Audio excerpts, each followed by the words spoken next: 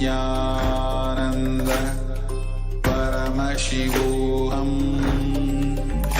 Om Nithyananda Paramashivoham.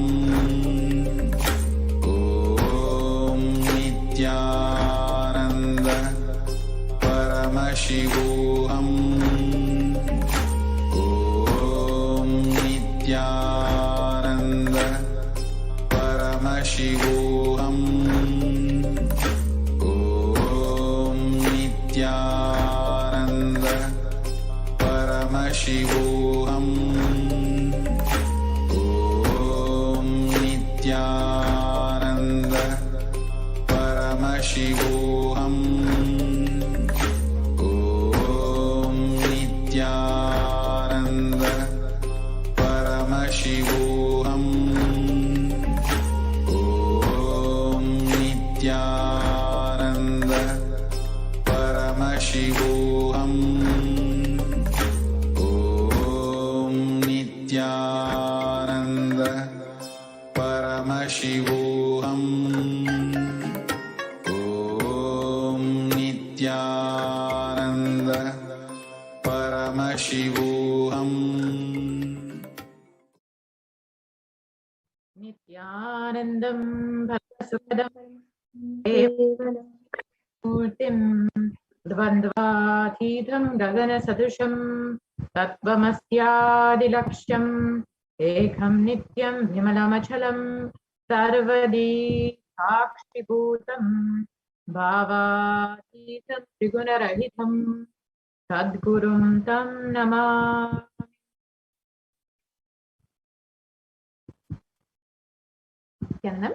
I welcome all the viewers from all over the world who are joining us today for this Parashakti Akashic reading. And we will be learning first, who is Parashakti? What are the Akashic readings? And who is the Supreme Concept of Hinduism who is manifesting Devi Parashakti? So if you are here today, it means existence wants you to be here in this form. And you're not an accident, but an incident of existence itself. And existence is trying to manifest itself through you. So welcome to this sacred spiritual experience, which is your digital experience of the divine.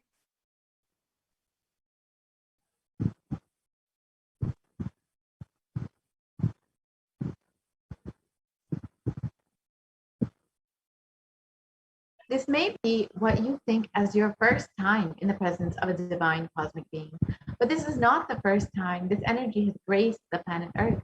If you're watching this now, it is not a coincidence. This is the cosmic intervention in your life to make you manifest what you want. Now, some of you might be wondering, how is this possible and how has this worked before? So today you will be experiencing these answers through the powerful cognitions as reference from the ancient texts of Hinduism revived by the Supreme Pontiff of Hinduism. So let us understand who is Devi Parashakti, the divine cosmic mother. Devi is the ultimate pure feminine consciousness, the cosmic mother. She is the source Shakti. It is her cosmic womb, Brahmanda Yoni, from which billions and billions of universes come out and go in. The source where the Big Bang and black hole go on. Parashakti is the main deity of the sacred feminine and the divine consort of Bhagavan Paramashiva, who is the primordial divinity of Hinduism. And Swamiji beautifully says, he says, the first ship is mother. The ability to learn and even the idea to relate starts with the mother. How to relate starts with the mother. So understand your idea to relate and your ability to relate starts with the mother. A mother is a too important way to connect with what you think as life. And in the Vedic tradition, our rishis were aware that your ability to connect with the mother should be directed to the cosmos. It should inspire and should awaken your higher consciousness. And connecting with life through the mother is the most sweetest, most beautiful, and most easiest way or form to ever connect through.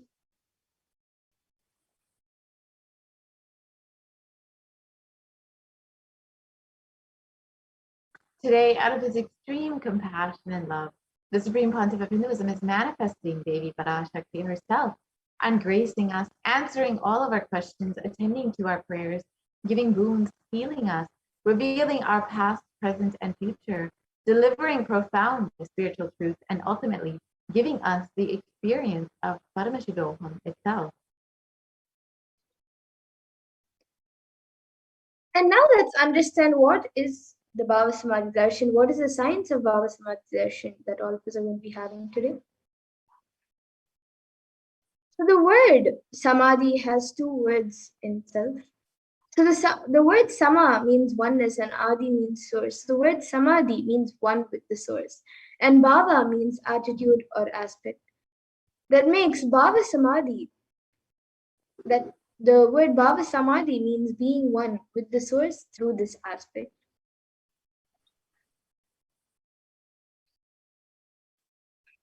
Darshan means to have a glimpse of. In the Vedic tradition, it is used to describe the moment we behold a deity, an avatar, a saint, or an enlightened being, as just seeing such a being can cleanse the karmas of lifetimes and create a deep, lasting transformation in the receiver. Darshan is the powerful superconscious vibration that is present around an avatar at all times. He simply radiates darshan just as the sun continuously radiates light. The auspicious moment when the receiver is able to catch it becomes the moment of darshan for you, raising you to the next level of superconscious breakthrough. It's like hitting the reset button on your being. And a few fundamental understandings that all of us need to understand and internalize about the science of Bhava Samadhi Darshan is that divine cosmic beings are real. They manifest from Kailasa, the enlightened time-space zone, through deities and incarnations. And the divine cosmic beings manifest through Archavataras, deities in temples, and through Bhava Samadhi Darshans in Nijavataras, incarnations.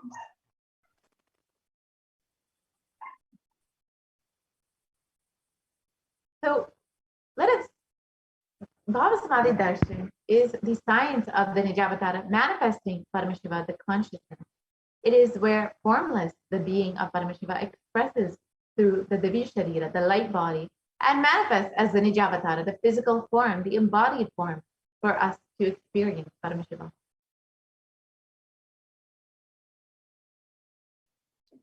And Devi Parashakti expresses through the beings of Radharajeshwari and manifests as the Nijavatara, or the physical form, through Devi Meenakshi.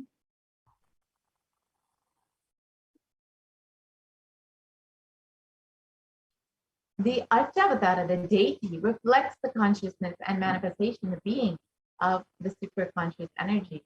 But human beings are not mature enough to receive the higher level experiences from the Archavatara directly. The avatar, the physical embodied form, comes down to bridge the gap and create the experience of the superconscious energy in all of us.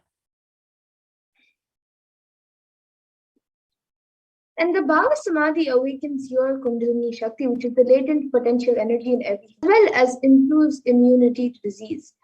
And during the darshan, the whole brain comes alive, turning into a superconductor of conscious energies that heal, empower, and transform all of our lives.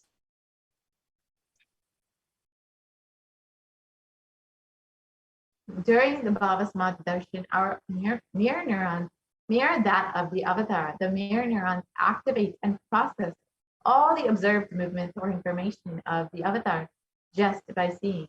That is, the entire body can silently and without moving receive what is happening elsewhere and through a process of direct observation, experiencing the superconscious energy radiated by the avatar. And the readings from the cosmic archives, which are the Akashic readings, is not prediction. It is beyond space where creation and destruction happen simultaneously. And in the dimension of time, the past, present, and future starts. But because the Akashic records are stored in the Akasha, the space dimension, there is no past, no present, and no future. That is why what you call as happened, happening, and yet to happen is clearly already recorded.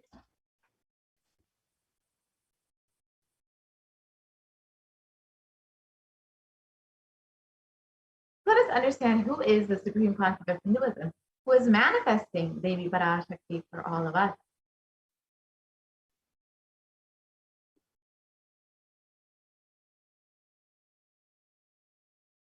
The Supreme Concept of Hinduism, Jagat Guru Mahasannidhanam, His Divine Holiness Bhagavan Nithyananda Paramashivam, is the reviver of Kailasa, a macrocosmic ancient enlightened Hindu civilizational nation. The Supreme Concept of Hinduism is the 1008th incarnation of Paramashiva as per Hinduism, and is recognized by his predecessors who are enlightened masters and adepts. The Supreme Concept of Hinduism has made the science of power manifestation, yoga, and temple-based universities as a lifestyle for humanity.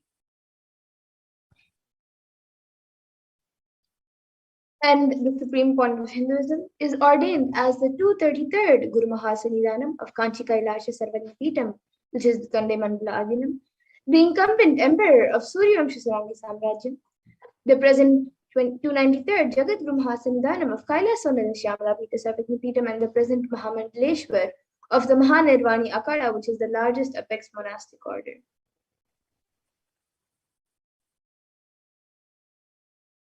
The Supreme Concept of Hindu Acharya Mahamandaleshwar of the Atalakada is the present 23rd Guru Mahasannidhanam of the Dharmamukhi Parikara Adinam, and has been elected as the Supreme Concept of Hinduism by a congregation of over 1,000 Hindu leaders.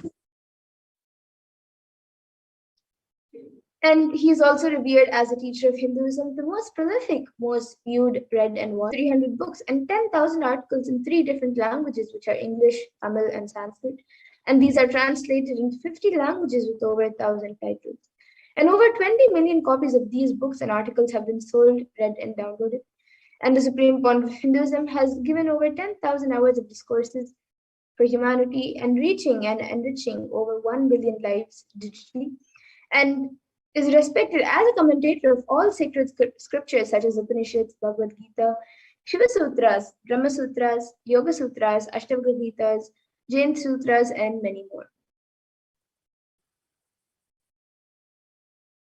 The Supreme Concept of Hinduism is honored as the leader of Hinduism, the most awarded, internationally recognized Hindu leader, is the reviver of 108 ancient Hindu sampradayas, including Rudrakanyas, Rudras, Rishis, Rishikas, Vairavis, and Sanyas, and is the establisher of the largest Hindu university, Kailasa's Nithyananda Hindu University, with satellite campuses in over 150 countries, and is the establisher of 1,000 plus Kailasa enlightenment ecosystems, and founder and reviver of over 1,000 Sarvagna Pitas, 100 Sarvagna Pitas, and the Supreme Concept of Hinduism is the collector of the largest Hindu library with over 1 million books, 1 million palm leaf scriptures, and over 20 million digital books.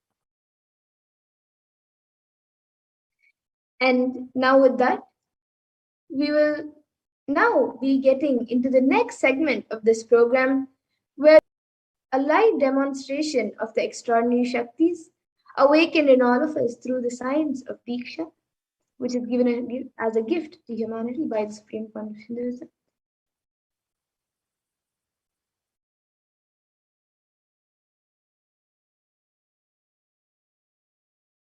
So today, the Balasans, the Nityananda yogis, and the initiated disciples of the Supreme Point of Hinduism will be demonstrating and sharing with all of you the experiences and the results of the extraordinary manifestation awakened in us, the powers awakened in us through the Diksha, the initiation by the Supreme Point of Hinduism.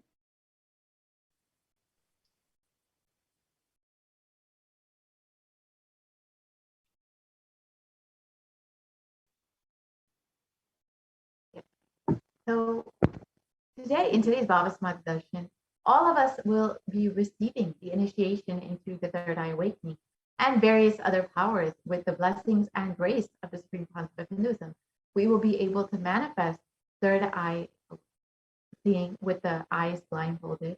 And third eye is the cosmic browsing center located between the brows, which upon initiation can effortlessly express powers and see through the third eye, just as you would with your 2 eyes.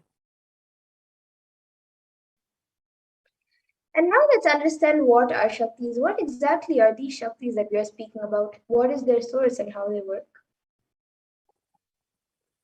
So in the Vedagamas, the source scriptures of Hinduism, Paramashiva, in elaborate detail, reveals that every human being is hardwired to be able to manifest 463 plus extraordinary Shaktis. And these Shaktis are described by Paramashiva as a system, method, and a science for human beings to explore the various possibilities and powers, as well as have access to various states of consciousness. And these Shaktis manifest from the fundamental cognition that you are the divine and you need to manifest the divine, not that you are a man and you need to reach the divine.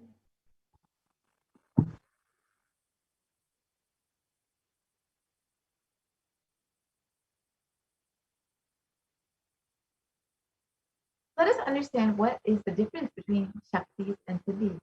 Shakti is expressed from the space of enlightenment as a side effect of the feeling connection with the divine and high integrity with the Guru.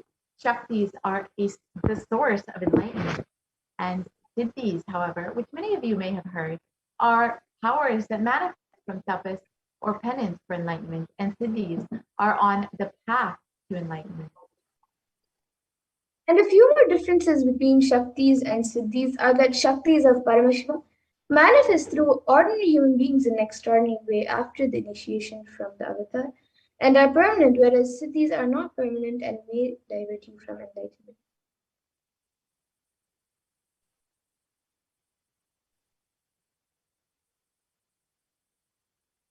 Paramashiva is the primordial divinity in Hinduism, the ultimate reality and cause, which is self-effulgent, Swayam Prakasha, all-pervading, unchanged beyond time, space, form, and causality as the fundamental base of Avyakta, the unmanifest, and Vyakta, the manifest existence. He performs the Panchakrityas, or the five cosmic acts of Shishti, creation, Sthiti, sovereign rulership and maintenance, Samhara, rejuvenation, Drobhava, pulling out of delusion, Anugraha, creating grace for all living entities.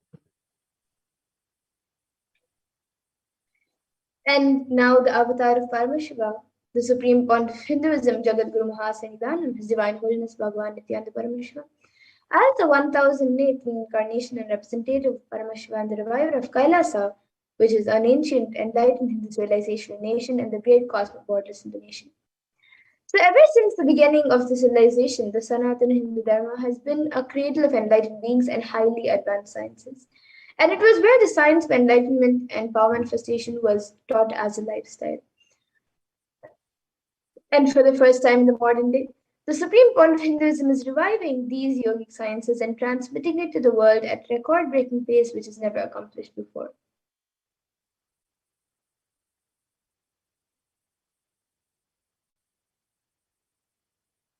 And the knowledge and science of manifesting these Shaktis has been passed down from one generation to the next through Diksha, initiation by the enlightened Gurus. And the Supreme Pontiff of Hinduism, being recognized as an incarnation at a very young age, was trained and taught these sciences to revive the initiation and knowledge repositories for billions to manifest. The science of power manifestation from Vedanta, Tantra, Trividya, Yoga, yogic powers, Mantra Shastra, Siddha Vidya, the science of Aushadha, Advaita and Bhakti Yoga, Paramashiva Jnana and Paramashiva Vijnana. And now that taken these divine Shaktis in us, how can you manifest these Shaktis yourself? Manifesting the Shaktis is like where every ultimate truth, jnana, is mapped into your consciousness, prajna, and manifests as a possibility and power of every being, prajnana.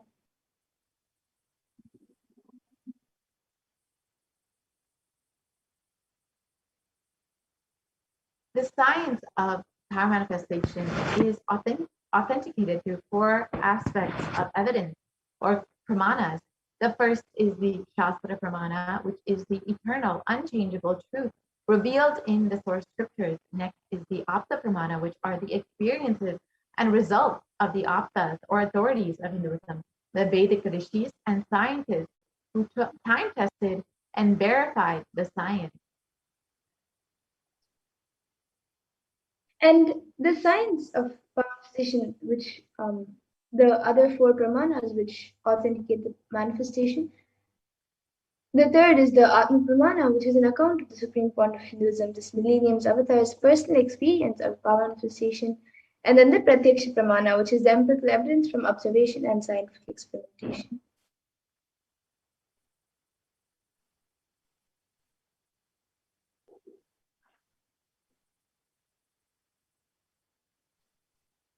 The Veda Agamas is a living applied science, and the Vedas are the ultimate superior authority for Hindus. Vedas are pure science, and where the ultimate truths are explained. The Agamas are the scriptures where the applied technology, the applied science is expanded. Vedas and Vedagamas are given the status of Shruti as they are directly revealed by Paramashiva. They are the ultimate, eternal, unchangeable truth. A reference cited from these Shastras or source scriptures is called the Shastra Pramana. And now let us all get ready to witness a very unique and very exciting demonstration of the powers of third eye. So we'll be first looking at the power of third eye, which is seen with the eyes blindfolded. After going through the pramanas for the power of third eye. So the Shastri Pramana for the power of third eye reading comes from the Vijnana Bhairava Tantra. Kapalantarmanonyasya tishtannilitalochanaha kramena manasodadyat lakshaye lakshyamuttamam. And the translation for this verse is, by fixing the mind on the inner space within the crown center and sitting stably without any movement, having the eyes closed in succession, by that stability of the mind in inner space through the power of the third eye, one directly sees the ultimate goal Lakshyam by having the vision beyond the sight that reveals any object or place, attaining the space of oneness with the source, Paramashiva. And the next is the Apta Pramana for this power, where Krishna initiates Arjuna into the power of third eye. Bhagavan Krishna says, Natu mam shakyase drashtu manenaiva swachakshusha divyam dadami te chakshuhu pashyame yogamaishwaram. So Bhagavan Krishna says to Arjuna, but you cannot see my cosmic form with these physical eyes of yours. Therefore, I grant you divine third eye vision. Behold my cosmic opulence. So in the Hindu Purana Bhagavad Gita, Bhagavan Krishna initiates Arjuna into the power of third eye to behold Krishna's Vishvarupa Darshan, the vision of his cosmic form. And specifically in the 11th chapter of Bhagavad Gita, which contains the description of Bhagavan Krishna's cosmic form, is completely narrated by Arjuna as he sees Bhagavan Krishna through his third eye.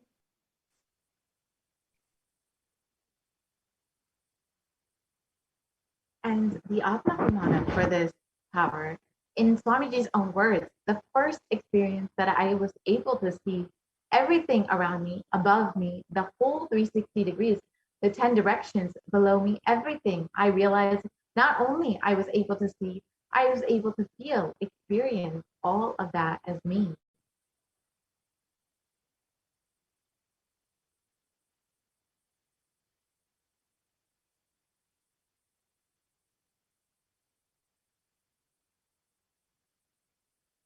And the Pratiksha Pramana, or the empirical evidence from scientific observations and experimentations, we've studied the brain and the brain activity of the Supreme Concept of Hinduism.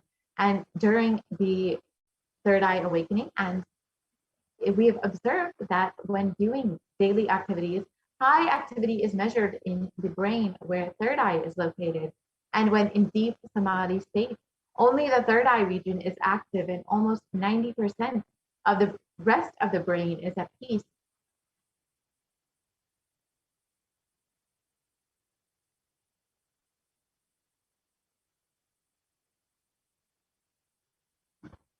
And the Sakshi Pramana, which is the experience and result of the extraordinary manifestation happening through the initiated disciples of the Supreme Concept of Hinduism. This rare sacred science of third eye awakening is being made available to humanity for the ultimate enrichment and conscious of evolution by the Supreme Pontiff of Hinduism. And as a living incarnation of Paramashiva, the Supreme Pontiff of Hinduism embodies the most profound yogic state that surpass all bounds of time, space, and matter. The Supreme Pontiff of Hinduism is gifting this pure, great science of third eye awakening, along with many other spiritual sciences through initiation Diksha to millions of people that have been initiated by the Supreme Pontiff of Hinduism and are experiencing the profound results as extraordinary powers in their everyday lives.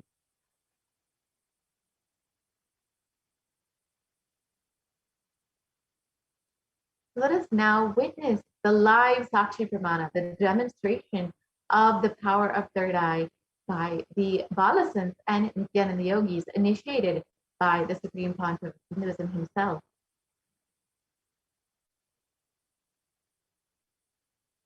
And we have Ma Nithya Madhurananda here to demonstrate the amazing power of third eye reading. Yes. So now with me, I have this eye band, which will be put on my eyes. And in front, it is a thick opaque sheet, and in the back, it is thick black sponge, which will not let any type of light to enter around my eyes. And this eye band will be put on my eyes by a volunteer.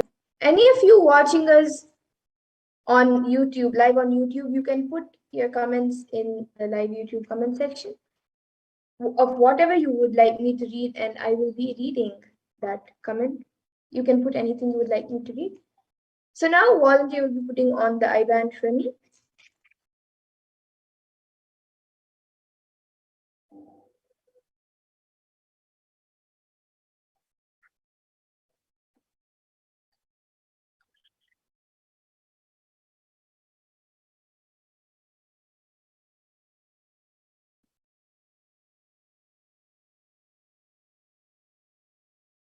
So you can move a little to the left. Yes, so now the eye band has been put on me. I will be turning to my right, left, up, and down. So all of you can see that the eye band has been put on my eyes, and there is no way that light can enter anywhere around. So now the YouTube comments will be projected in front of me, and any of you watching us live on YouTube can put your comments and I will be reading it. You can put anything you would like me to read. It can be a sequence of emojis, numbers, letters, words, sentences. It can even be something that does not even make sense. Okay, so we have a comment from,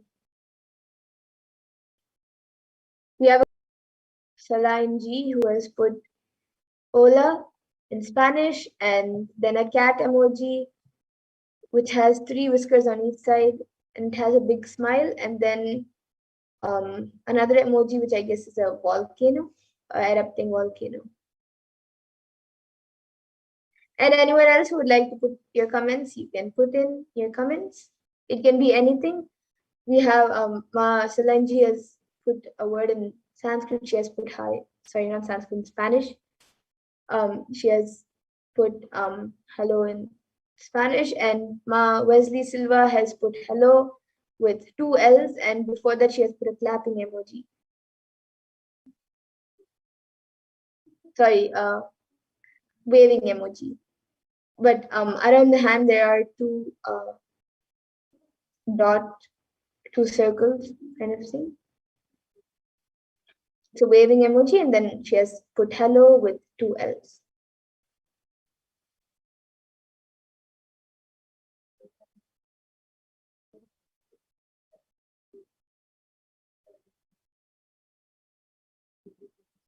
And anyone else also, you can put also just how Ma Solanji has put, you can put another language also.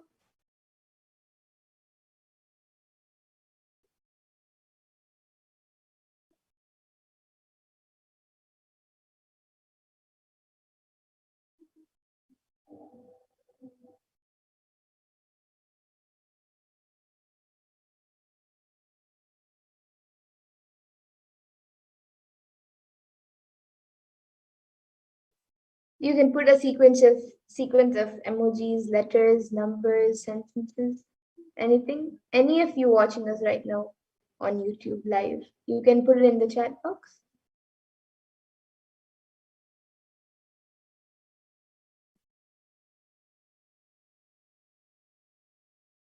Yes, now we have Ma Wesley Silva, who has put 99 cents. Yes, thank you, Ma, for your contribution to Kailasa, and she has put mustache. And then Masalanji has put comment kava with a question mark. And it's a different language, maybe Spanish. It's a European language.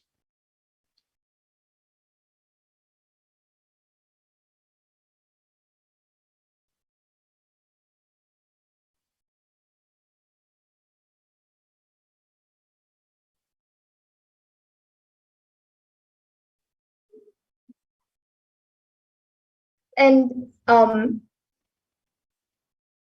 Ma Wesley Silva, next to her contribution, like in that comment, she has actually put an emoji of a mustache, and then the next comment she has typed the word mustache and put.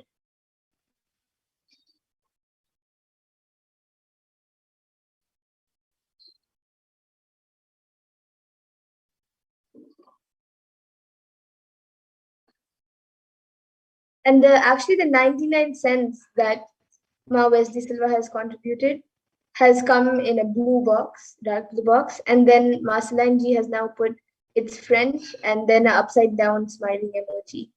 Yes, Ma. And then Ma Wesley Silva has put haha.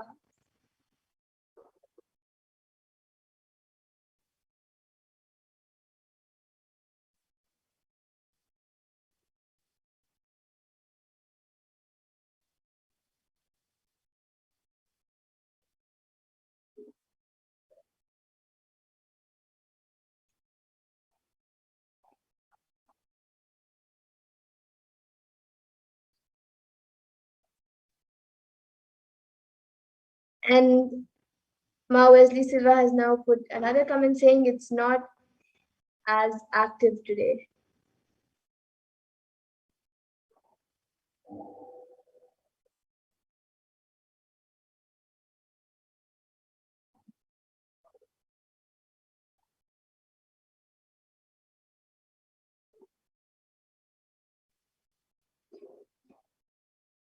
Yes, so actually any of you watching this on YouTube live, you can put any comments.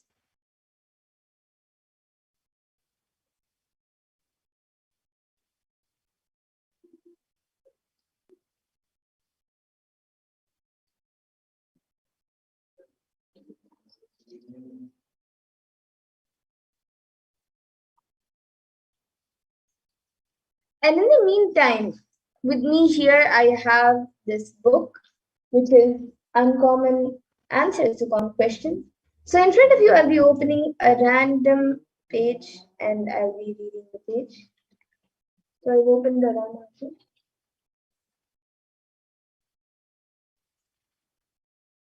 So yes, I think we had some papers inside the page. I'll be opening another page. Okay, so I've opened a random page and now I'll be reading the contents of that page. So this is page 100 and 101.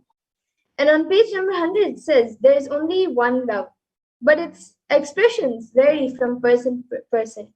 Intellectual love is that which is expressed through the head. Being closely related to the mind, this love is the most corrupt of all. The intellect perceives love as a bargain, as a contract of sorts. It believes strictly in give and take. Its attitude is a calculative what's in it for me. This kind of love will always result in expectation, possessiveness, jealousy, and violence. This kind of love transforms neither giver nor taker. Emotional love is expressed through the heart and is a more purified expression of love. Here, the emphasis is not on contract, but on contact. This love trusts and gives without much expectation. Whatever problems arise in this love are solved by love itself. This kind of love transforms the giver immensely. When love is expressed through the being, there is neither give nor take. There is of just the radiating of love. This love can bring with it no pain and no problems because it is not dependent on the other. In fact, it does not even require an object. It is simply a radiance, an overflowing. This kind of love transforms both the giver and the taker in beautiful ways. When love radiates through the intelligence, it is rightly called falling in love. When it radiates through the emotion, we may term it rising in love. When it radiates through the being, it results in flying in love. So this is page number 100. All of you can see. And another, Ma Wesley Silva is asking, is this Swamiji's book? Yes, Ma, this is Swamiji's book. And it is actually,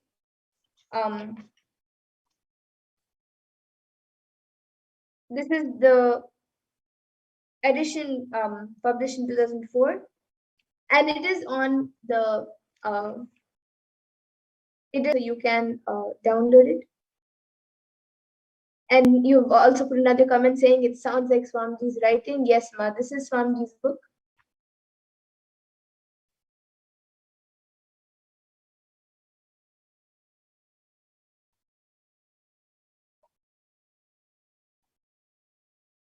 And anyone else watching us right now, you can put any comments you would like.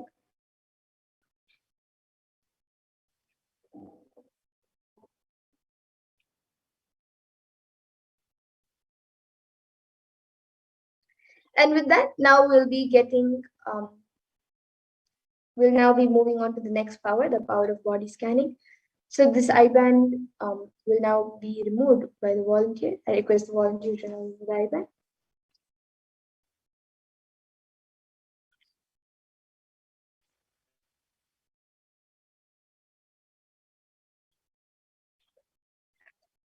So all of you now can see the I-band. It is just as it was before. There's nothing added or removed from the I-band. And now with that, we will be moving to the next power, the power of body scanning. So anyone who would like a body scan, you can put your comments in the YouTube comment section, and we will be doing a body scan for you.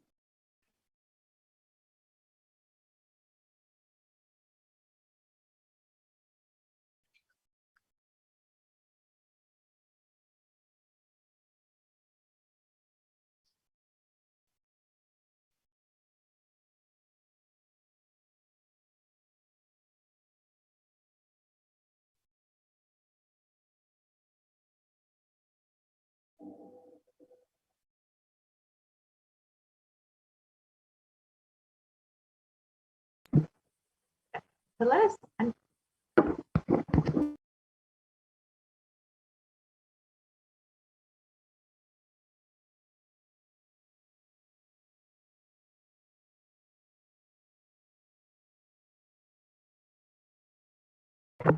let us look at the Shastra Pravada or body scanning.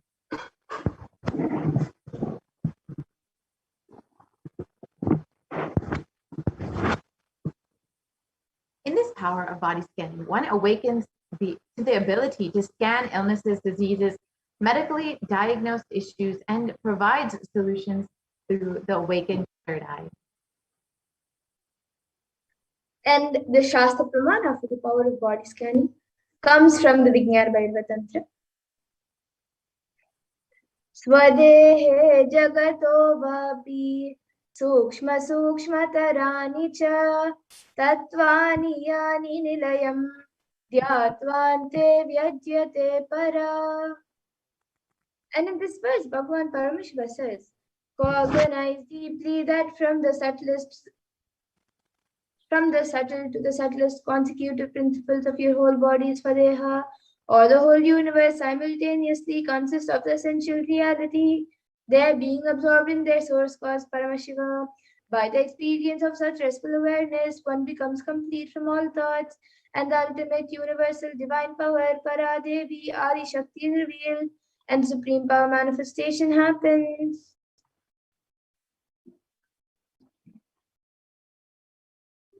And the next is the Apta Pramana, which comes from the life of a Siddha, whose name is Teriyar. So Teriyar was a Siddha and one of the prominent disciples of sage Agastya. So one day a man suffering from severe headache comes to sage Agastya for healing. And then he uses the power of body scanning and identifies the root cause of the headache. Agastya reveals that there is a small Terai, a type of frog, sitting in the person's brain, and immediately instructs Teriyar, his disciple, to perform an open head surgery and remove the frog. After the surgery is completed successfully, the person is healed and cured of the headache, and Teriyar thus gains his name. And the Atma Pramana for this power was revealed by the Supreme Point of Hinduism. How he used this power of body scanning, he revealed on the 22nd of December 2019, paraphrasing his words. Only when I had the multiple compound hand fracture, I was forced to go for surgery and therefore medical checkups related to that. At that time, they detected heavy metal quantity in my different organs. It was revealed that I had been poisoned without our knowledge. I immediately used diagnostic methods instead of medical facilities to study the body condition due to the poisoning.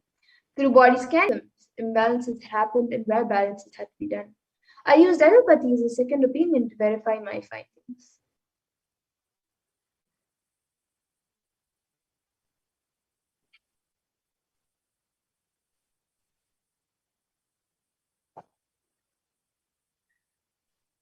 And here also you can see now a few of the Sakshi Pramanas, the sharings of the disciples, who have successfully manifested this power of body scanning after the initiation by the avatar.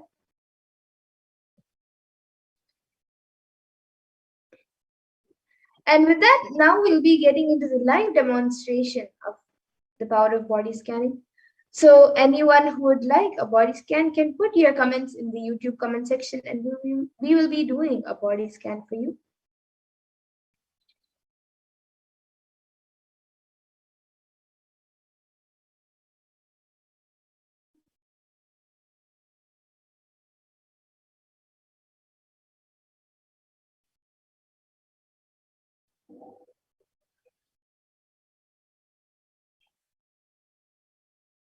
So we have a comment from Ingo Horman, who has put how to regrow all the hair and heal baldness.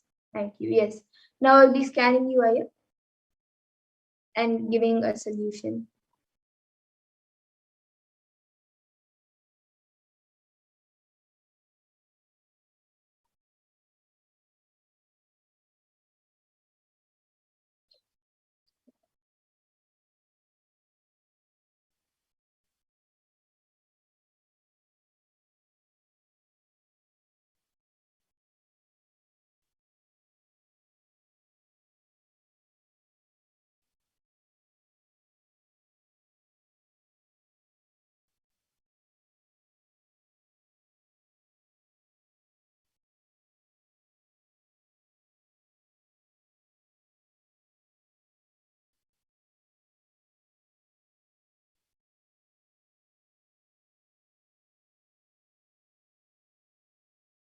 Yes, Aya. So Ingo Horman, Aya, I was able to see that for you, every day or every alternative day, you should start doing Shirasasana to increase the blood flow in your head. And also, I was able to see that you should stop putting chemicals on your head. For your whole body, it would be great. But as you've asked specifically for your head, I was able to see that at least on your head, don't apply any chemicals or don't use any chemicals. Try using more natural products, and that will help in regrowing the hair. Just use more natural products, and you can do Shirasasana every day to increase the blood flow. So this is what I was able to see. You can get back in the comment section. And Ma Salanji has asked, can I have body scan for guilt? Yes, Ma, now I'll be doing a scan for you.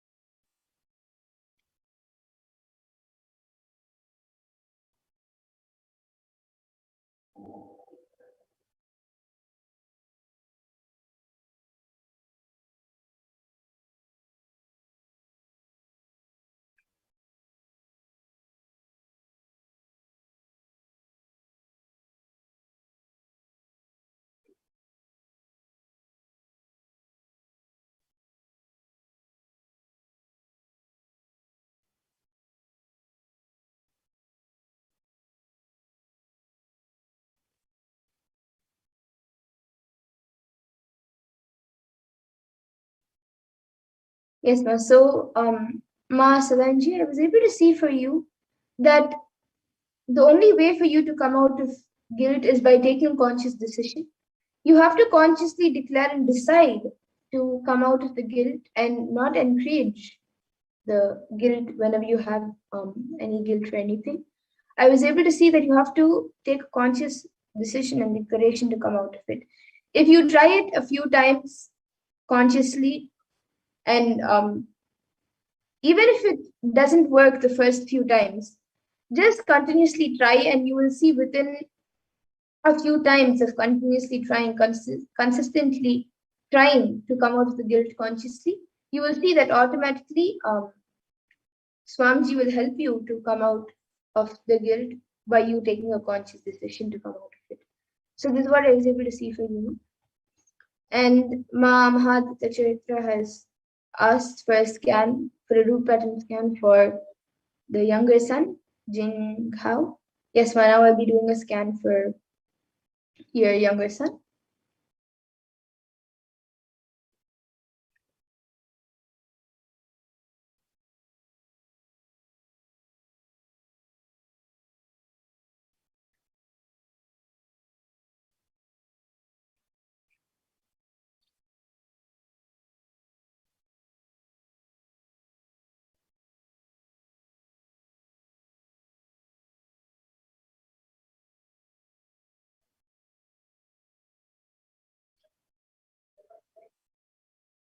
Yes, so Ma Mahatma Charitra. For your younger son, Ma, I was able to see that right now there is no root pattern that has developed completely. He can, even if there is some small pattern come into him, it is very easy to break out of it. And even those few small patterns that have been created or starting to get created every day, to even get out of the small patterns that are being created and to prevent any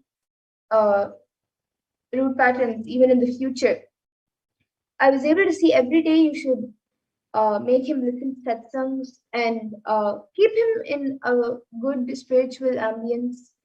You can keep a Swamiji picture in his room, or like as he grows up, bring him up in a positive ambience, in a spiritual ambience with more deities and with more of Swamiji satsangs and teachings. That will help him to not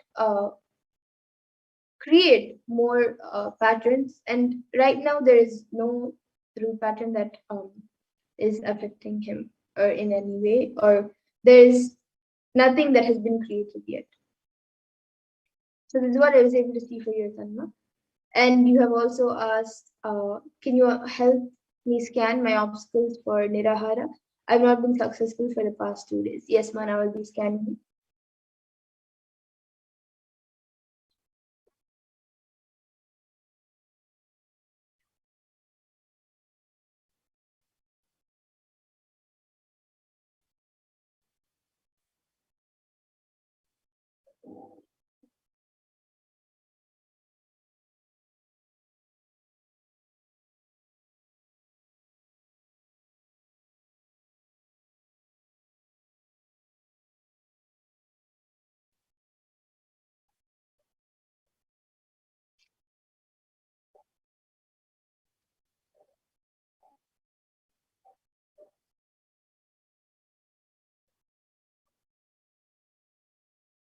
Yes, Masoma Mahadvita Chaitra. For you, I was able to see right now your body is not yet fully ready enough to do the Nirahara Samyama. You should leave. You should not do Nirahara Samyama maybe for the next 2 weeks. After another 2-3 weeks, if you want, you can again start little by little. You can do all the 3 levels slowly by slowly. You can you have to make your body more. Your body has to become more stable to do the Nirahara Samyama. So right now, I was able to see it would be better if you have more food and drink more liquids. You can reduce the amount of meals, but of solid food. But I was able to see you should have at least for the next 3 weeks, you should have food properly 2 to 3 weeks. After that, if you would like, you can start the next batch of Nirahara Samyama whenever you would like. So this is what I was able to see for you now. And Ma Kshipra Prasad Nikananda has asked for a scan. Yes, Mana will be doing a scan for you.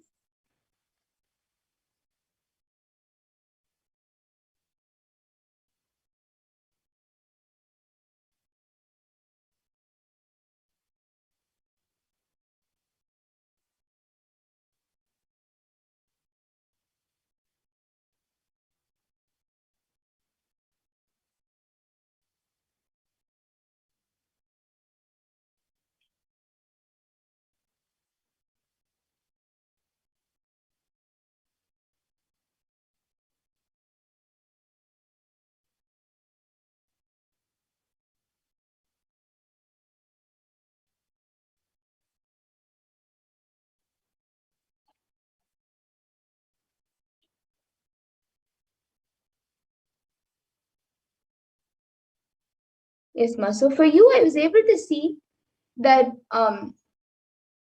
you are sitting for long hours, and right now your body is not used to sitting for long hours, but you're sitting for long hours, which is creating a slight back, which is giving a slight back pain to you, and also when you get up, you feel tired after standing even for some time because you are sitting for long hours. So I was able to see that. So your body has actually gotten used to sitting for long hours, but at the same time, you are getting some problems in the back. You're having some pain, especially in the lower back. So I was able to see for this, the solution is you can sit for long hours if you have to, if it's for work or anything, you can sit for long hours. There's not an issue in that. And whenever you get up, it would you can get up, you can do your daily activities. But I was able to see whenever you sit, and especially when you're sitting for long hours, I was able to see that as much as possible, sit in Padmasana, whether you're on chair or whether you're on the floor. Even if you're sitting for long hours, as much as possible, you don't have to sit for all the hours continuously in Padmasana. If you can, that's great. But at least to start off with, how much ever you can, start sitting more in Padmasana, and you will see that the back pain disappears, and you also become much more healthy in your day-to-day life. So this is what I was able to, you will become more healthy and active throughout. So this is what I was able to see for you, Ma Kshipra Prasadi Nikananda. And Ma Mahadvita Charitra, Ma Silayanji, and Ma Ingo and Ingo Harmanaya has also gone back saying thank you. And Ma Advita Charitra, Ma Mahadvita Charitra has gone back saying it's really a relief to hear both of my sons and for me. Can you explain on why my body is unstable though? Yes, Ma, I was able to actually see that it is, your body is not exactly unstable, but it is not ready enough to do the Nirahara Samyama right now. Right now your body needs little more food for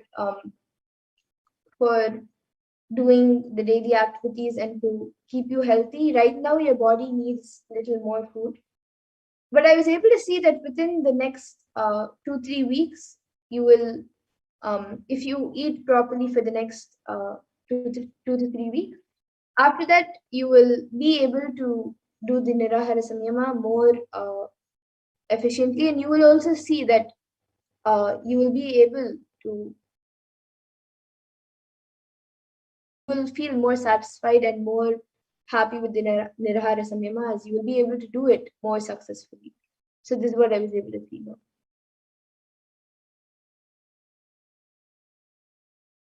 Yes. And now with that, I thank all of you who have joined us today for this power manifestation segment. Yes, Makshi Nithyananda has gone back saying thank you so much, Ma. Yes, that's right. Yes, thank you, Ma. And I thank all of you who have joined us today for the power manifestation segment.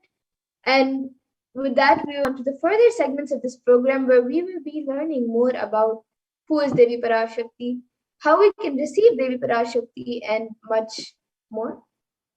So we'll now be moving to the next segment of this program. I request the interview volunteer to project the next set of slides.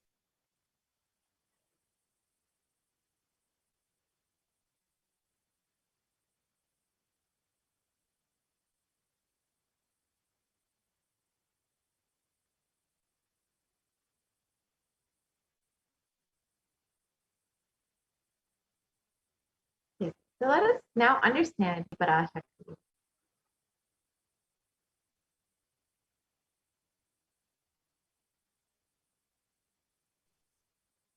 Yes, we can project the divine feminine consciousness slides.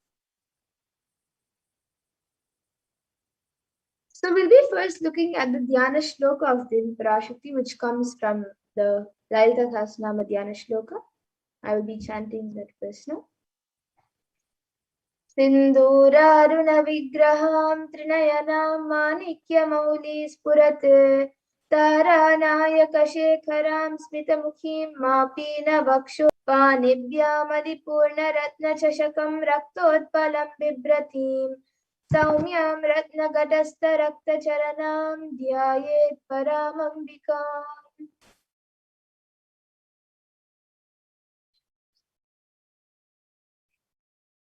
And the translation for this verse is, I meditate on the Divine Mother.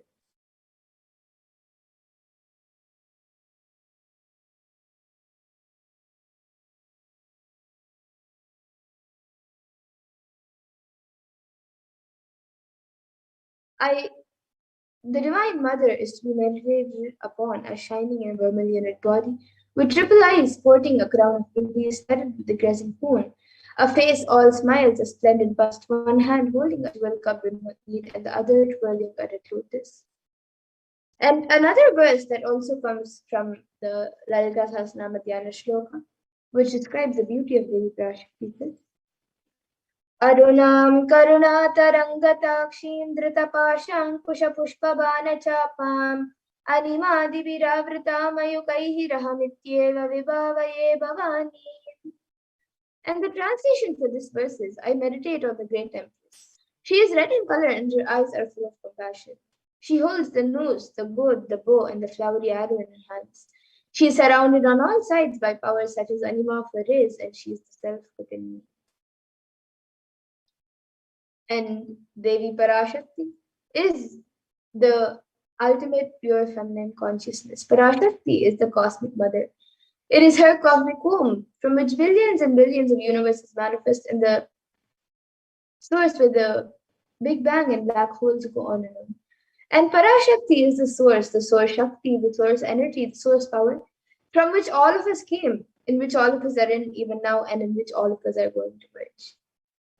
And out of her extreme love and compassion, Devi Parashakti herself is manifesting through the embodied form as the Nijavatara of the supreme form of Hinduism, Jagat Guru Mahasannidhanam, His Divine Holiness Bhagavan Nithyananda Paramashivam, gracing us, answering all of our questions, attending to our prayers, giving boons, healing us, revealing our past, present, and future, delivering profound spiritual truths, and ultimately giving us the experience of Paramashivoham itself.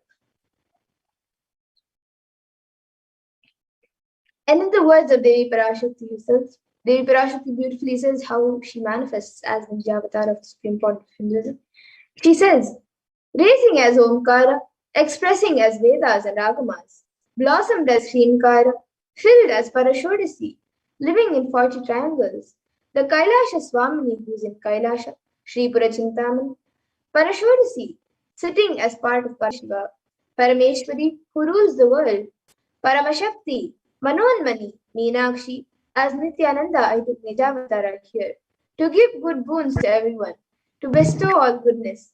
Hiranyagarbha Swarupini, Brahmanda Yoni, Shami, Chandramauli, Rapala, Aparna, Uma, Parvati, Savitri, Navayavana, Samrajya Lakshmi, Parameshwari, Parashodasi, Meenakshi.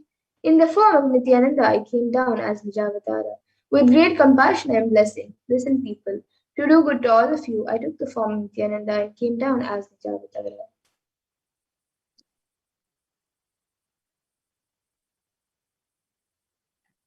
Raising in Omkara, blossoming as Shiva, Shiva manifesting as the source of existence, the powers of existence, the expression of existence from the oneness of Om, blossoming into two as Prakriti and Purusha, blossoming as three Shaktis, Ichcha, Kriya, Jnana, growing as the four Vedas, expanding as the five Panchabhutas, beyond the six chakras, filled as the Gotras of the seven rishis, expanding as the eight directions, existing as the nine grahas, blossoming as the 10 indriyas, being as the 11 rudras, creating all the world, bringing to life, to tell and make truth blossom, and to do good, Parashodasi, Meenakshi.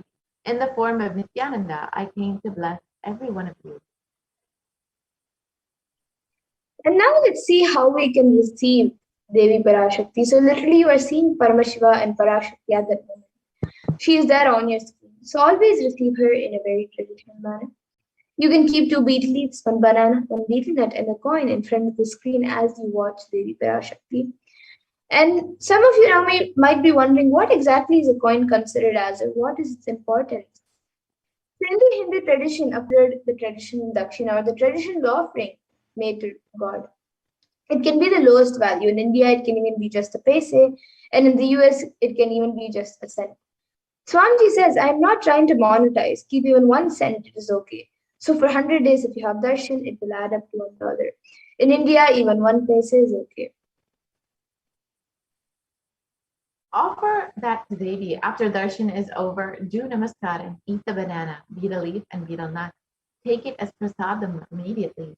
Collect those coins and send it to the LA temple. This betel leaf, betel nut may look too small, but in a few days you will see how much it adds to your sentiment that really she is there. You will not take the Devi darshan for granted.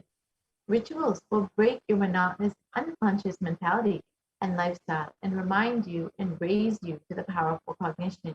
It will break your unconscious behavior. And now all of you can see how you can set up your tambulam. So you can arrange the betel leaves, the betel nut, the banana, and the coins. You can arrange it in a plate and keep it in front of the screen.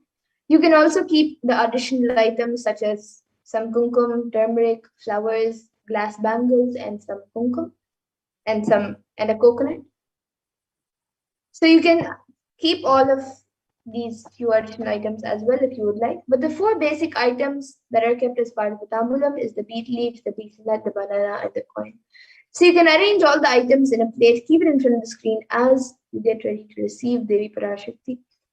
And with that, we now come to the conclusion of this segment, and we'll be moving on to the further segments of this program, where we will be learning what Devi Parashakti has revealed in the Akashic readings for humanity on all the different problems that humanity is going through right now. So in this next segment, we will be learning what Devi Parashakti has revealed and how important it is for us to understand, follow, and internalize what Devi Parashakti has revealed. Yes. So let us now enter into this next segment and see what Devi Parashakti has revealed for each of us during this pandemic. Devi has been continuously blessing us. Let's now see what Devi has revealed in the Akashic readings for guiding us through this pralaya.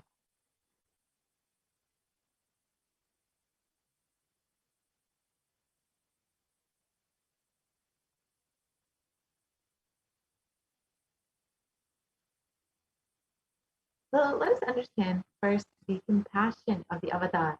In the Guru Padaka Stotram, composed by Adi Shankaracharya, the very first verse describes how the Guru Padaka is the sacred feet.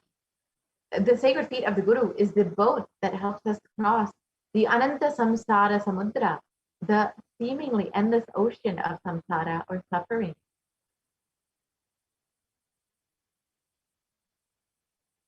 And the verse translates salutations to the sandals of my Guru, which is a boat which helps me cross the endless ocean of life, which endows me with a sense of devotion to my Guru, and by worship of which I attain the dominion of renunciation. And many of us feel stuck in the same storming and raging ocean, being unable to navigate ourselves and lost in the overwhelming vastness of the suffering that surrounds us during this pralaya, the great deluge. Our loved ones are dying due to the pandemic. Our homes are being destroyed due to the natural disasters. Social institutions are crumbling, and the whole of humanity is in desperate, dire need of hope.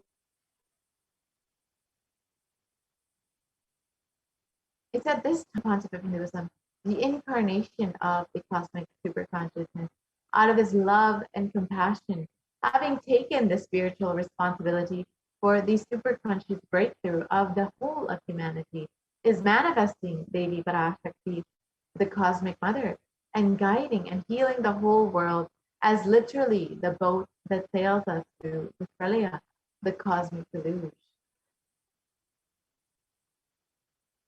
And Devi Parashakti is herself manifesting through the Nijavatara and answering each and every one of our prayers, granting boons, healing us, manifesting miracles, removing all of our pain and suffering. And Devi has not just attended to us individually, but as a humanity at large.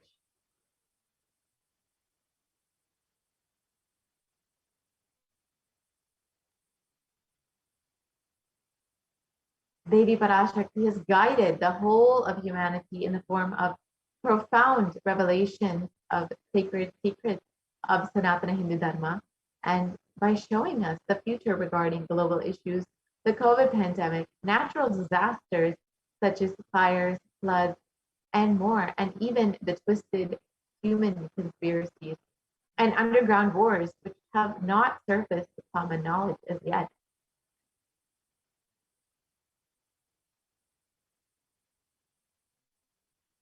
In this segment, we will be elaborating on the statistical and scientific and scriptural references of each sacred revelation, which is manifested precisely as the same guidance emerged from Devi Parashakti for us to imbibe deeply and start following as Devi Parashakti continues to protect us until the storm ends and we are safely harbored at the shores of our consciousness.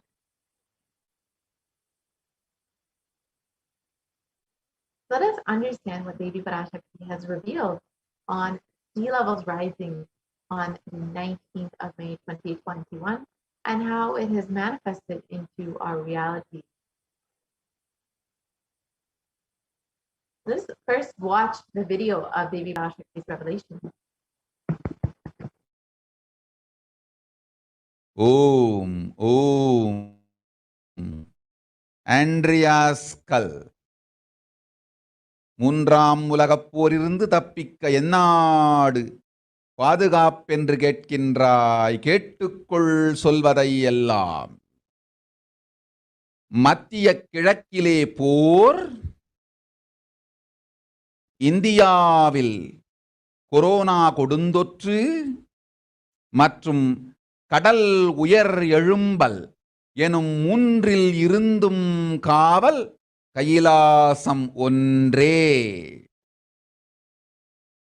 வாழ்விற்கு அதுவே நன்றே. முடிந்தால் வந்து சேர்ந்திடு. ஓம் ஓம் ஓம்.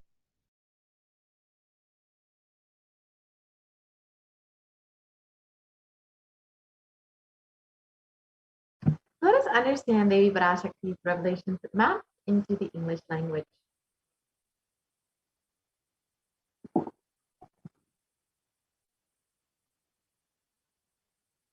Devi revealed, "You are asking which country is safe to escape from the Third World War. Listen to everything which is said.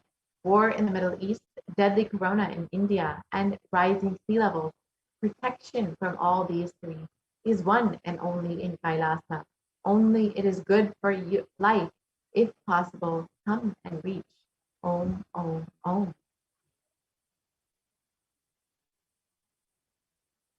On the 19th of May, 2021, while answering the prayer of one of the devotees, Devi Parashakti, manifesting through the Supreme Concept of Hinduism, warned about the sea levels rising and the cascading effects of climate change crisis on humanity. Exactly as Devi revealed the very next day, on the 20th of May, 2021, the biggest ever iceberg broke, which was 70 times the size of Manhattan, posing a huge threat to humanity, causing the sea levels to drastically rise. Let us now see these scientific articles about sea levels rising as per Devi's revelation.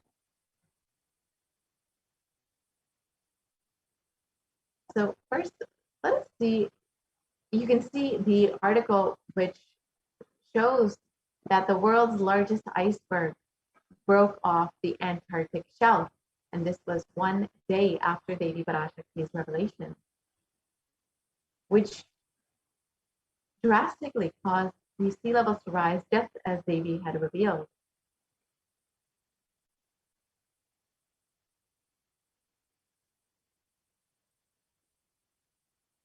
Many of us have heard that the sea levels will be rising and the effects of global warming we will be seeing soon on our everyday life. And Devi reveals this on the 19th of May about sea levels rising. And the day after, immediately after, we saw that the sea levels immediately rose, despite us knowing for many, many years that this would be happening immediately after Devi's revelations. We saw it manifesting into reality. And it's been known for a long time that sea levels will be rising. And even under the most modest scenarios, scientists expect the sea levels to rise to affect Earth's coastline significantly in the coming century. And even if emissions, CO2 emissions, are curbed and reach completely zero, we will still be seeing sea levels rise up to 1 meter. And if the levels of CO2 emissions continue at the rate that they are going, and we will see that sea levels will rise up to 5 meters or more in the coming years, in 100 years.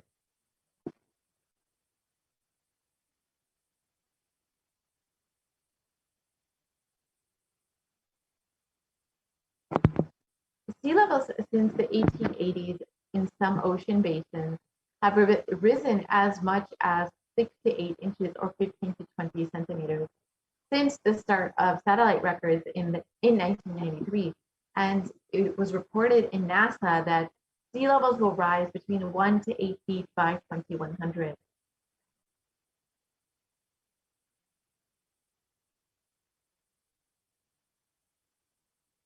And as we know, sea levels will be rising, and many may feel that this may not affect you directly, but in the United States alone, almost 40% of the population lives in relatively high population density coastal areas, and globally, 8 of the world's 10 largest cities are near a coast, according to the UN Atlas of the Ocean. So 40% of the population within the US alone will see the direct effect of the sea levels rising. And as we can see, this will be very drastic in the next couple hundred years.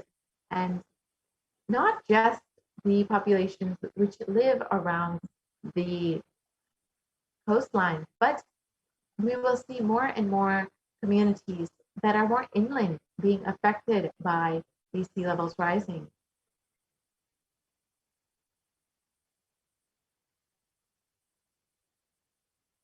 And because the higher background water levels means that deadly and destructive storm surges, such as those associated with Hurricane Katrina, Superstorm Sandy, and Hurricane Michael, push farther inland than they once did. And higher sea levels also mean more frequent high tide flooding, sometimes called nuisance flooding. And we've already seen in the last 50 years that nuisance flooding has increased between 300 to 900%. And we will continue to see this increase as sea levels rise and as we experience more of these superstorms that cause great destruction and affect more and more communities that are even living inland.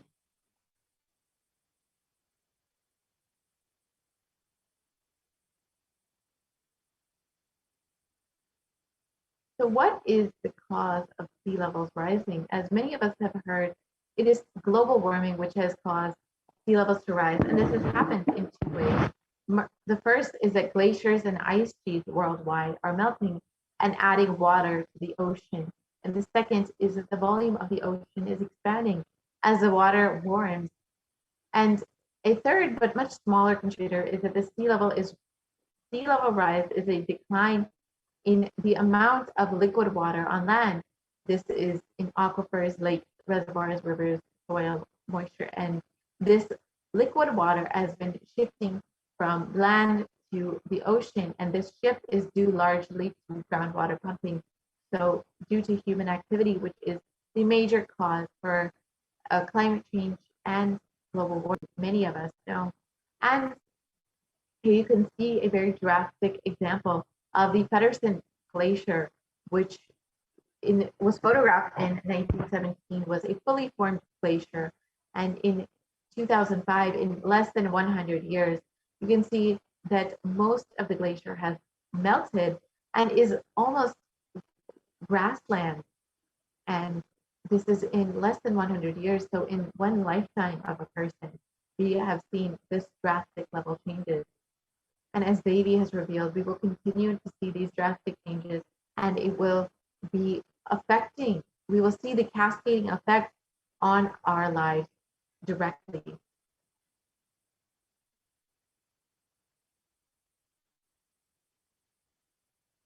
And the pace of global sea level rise has more than doubled from 1.44 millimeters per year throughout most of the 20th century to 3.6 millimeters per year from 2006 to 2015. And the Greenland ice loss has increased from 34 billion tons per year between 1992 and 2001 to 247 billion tons per year between 2012 and 2016. That's 8 times as much. It has increased by 8 times. And so this is within 1 decade, just a little over a decade, we've seen how drastically the ice has been melting, and unfortunately, the effect will be that sea levels will be rising.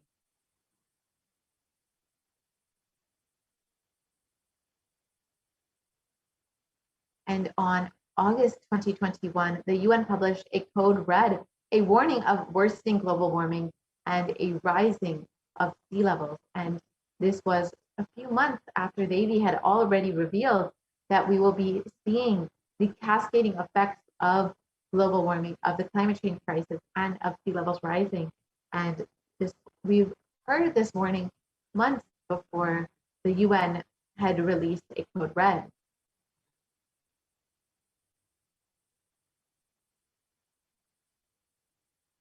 And in the Associated Press, it was reported that the UN had indicated that some harm from climate change includes dwindling ice sheets, rising sea levels, and changes in the ocean as they lose oxygen and become more acidic. And this damage is irreversible for centuries to come, millennia. And the world is locked into 15 to 30 centimeters, that's 6 to 12 inches of sea level rise by the mid-century. And as Devi had revealed, we will continue to see these sea levels rising and we will continue to see the cascading effects of the climate change crisis. And we've already seen how this has been affecting us. Even if we are able to significantly curb emissions in the coming decades, as was shown in the earlier graph, more than a third of the world's remaining glaciers will melt before the year 2100. And when it comes to sea ice, 95% of the oldest and thickest ice is in the Arctic, and this is already gone.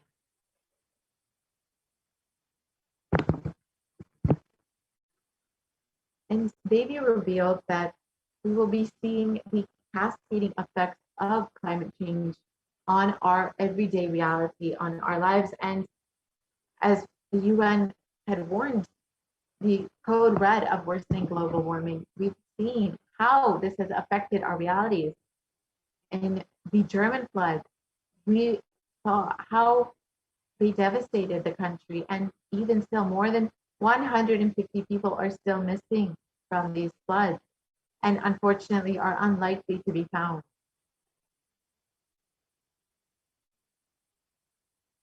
And these deadly floods have left scientists stunned, and unfortunately, climate change has made these deadly German floods up to 9 times more likely.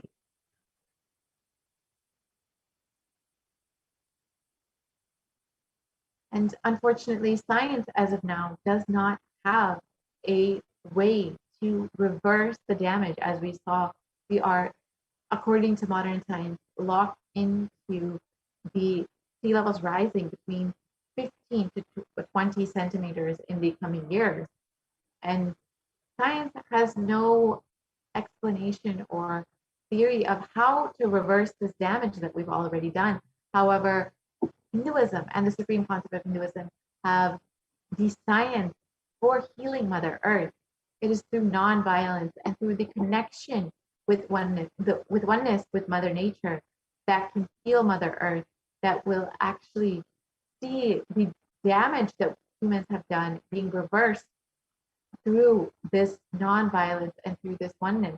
And the Supreme Concept of Hinduism has revealed that Bhumata will literally respond to you, will literally respond to your connection with her. So let us understand how Mother Earth can literally respond to you.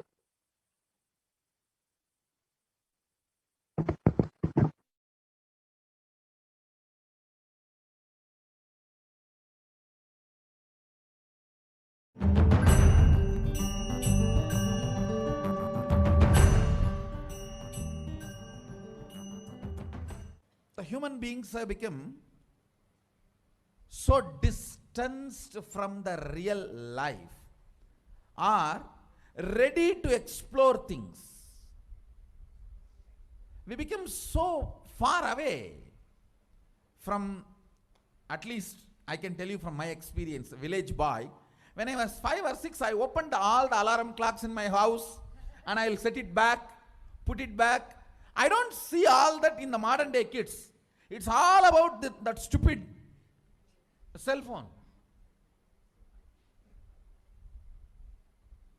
Involvement with the reality has drastically reduced. Our whole life is nothing but the screen. Whether your love, your relationships, even your sex, everything is limited to that screen. Am I right? Almost. No, almost. Everything has been reduced to that screen. Involvement with the reality has drastically come down. It is so unfortunate, especially the food, the plastic food dumped into your system. See, none of them have life. They are all not grown from life. My guru used to tell, please walk without chappal or covering your feet, whatever grows in that land eat, because Mother Earth records when you walk without shoes what all the ingredients are missing in your body. She records what you need for your body, nutrients or vitamins, whatever. Whatever is missing in your body, she produces in that food which grows in that land. And eat that and live. It is too mind-boggling concept. I tell you, only after I started doing it, I realized you don't need any external medicine if you know to live with the nature.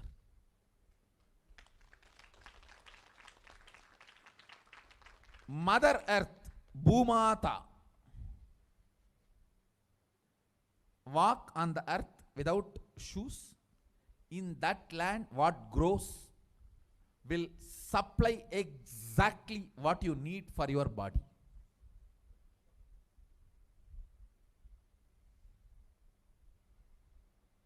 Looks too difficult to believe, but after I started doing that, I realized it. Your body does not need any other medicine, anything else. Actually, maybe 2 years before, due to these continuous classes, day and night, and in the night time, the web-based programs for the outside India, all these, my whole eating habits have gone chaos, and no question of rest. It became like a too much on the system. So I had some stomach issues. I remembered my guru telling this, walk on the earth and what grows eat. So I started walking without chappal for a few days. Suddenly I saw in my courtyard a new plant coming up. No seed, nothing, just coming up. I was wondering what is going on.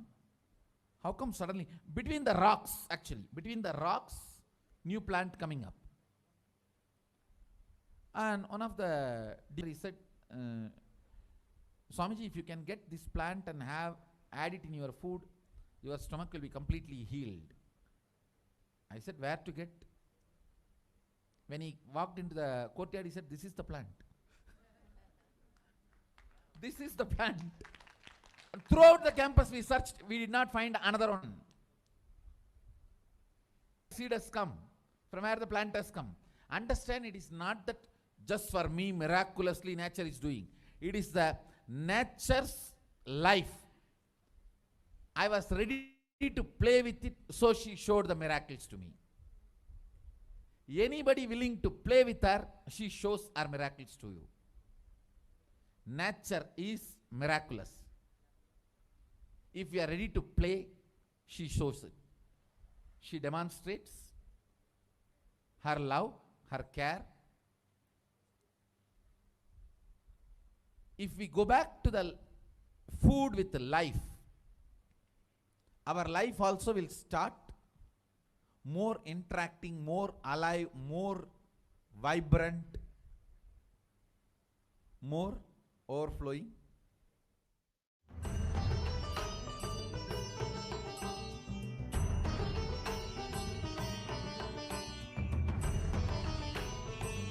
Has revealed when you relate with Mother Nature with non-violence and with that oneness, she literally will respond to you.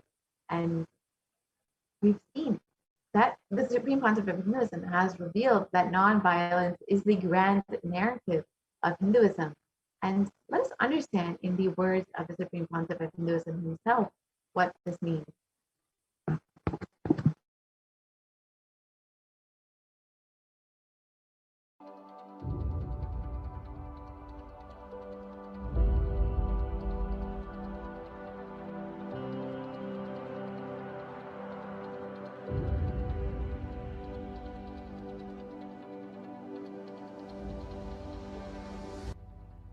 We often believe that exacting revenge is a form of emotional release, and that getting retribution will help us feel better. Especially this modern day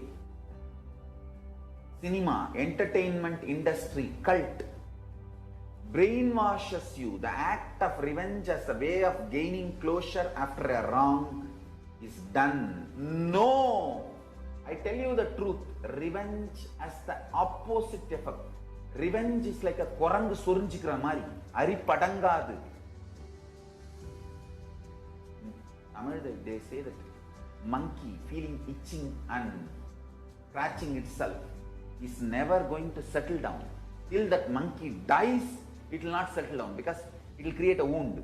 And it will not keep quiet with that wound. That same wound it will scratch more and more. And it will be more infection. Finally the monkey will die. Orangu sorinjikitadum nama violence la vilaradum onnu. Understand? Mass media, cult, entertainment industry, TV and cinema, cult is brainwashing you, telling that revenge is heroism, violence is heroism. No, it is not. Non-violence is heroism. I tell you, in every level, non-violence as a strategy. Because you see, non-violence makes you realize more and more oneness. It strengthens the oneness. Oneness strengthens the non-violence, and non-violence strengthens the oneness. You need to understand the context. Only then you will understand how this non-violence can be a successful strategy. If you miss one or two common context, it will become a mess. It will become a laziness and non-involvement. Laziness and non-involvement is not non-violence. Don't use non-violence brand and tag to justify your non-involvement and laziness. No. That's what Arjuna was trying to do in the Arjuna Vishada Yoga. He was telling Krishna, oh, why should I kill people? Why should I kill people? Let me go away and become a sannyasi. Oh, Dubukke, this fellow, when he went to do tapas in the forest also, he got married to a girl. Every time this fellow goes for tapas, whether he brings boons or not, he brings girls. Alright, no disrespect to Arjuna, is incarnation of Nara Narayana. So no disrespect to Arjuna.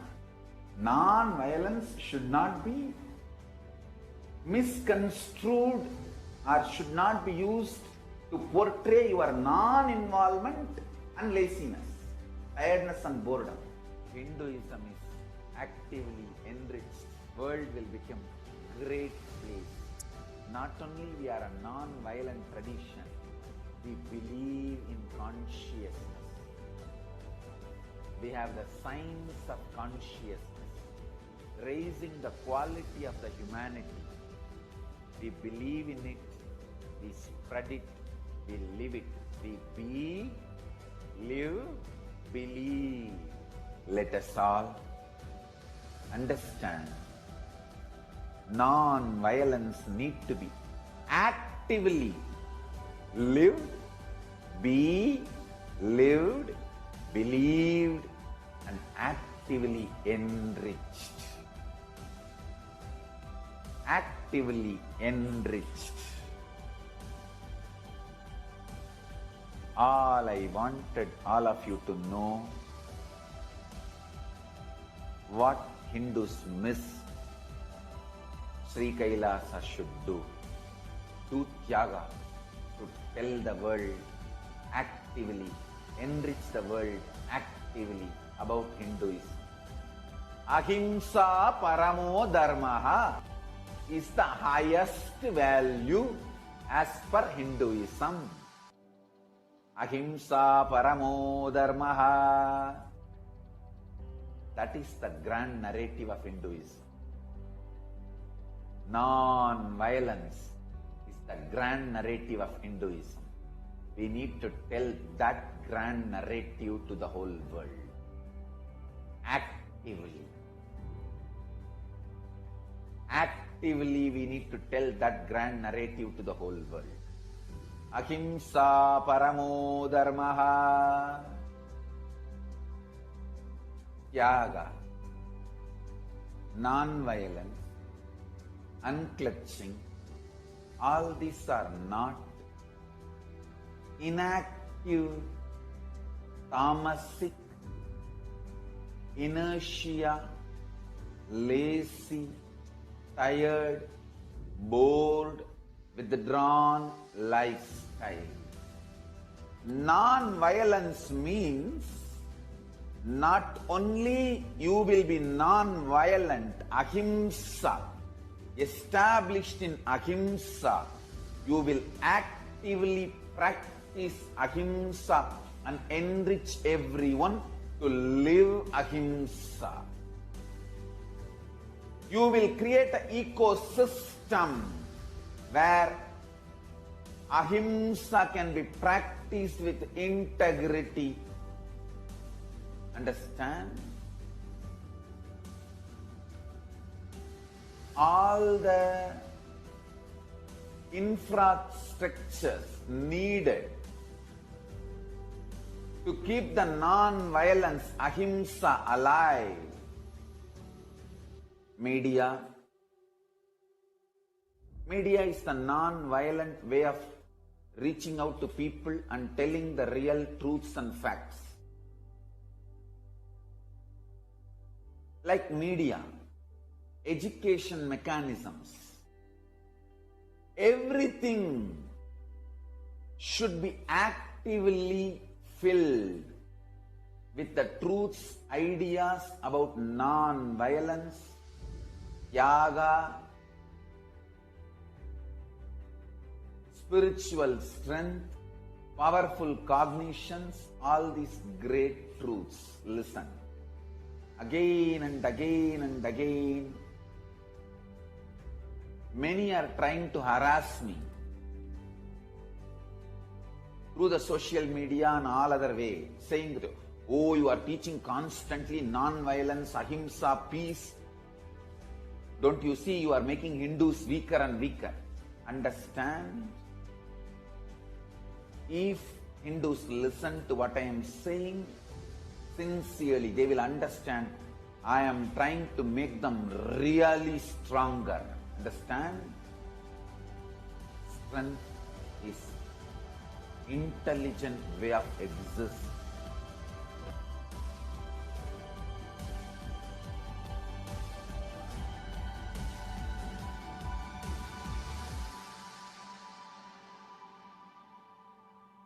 Has revealed how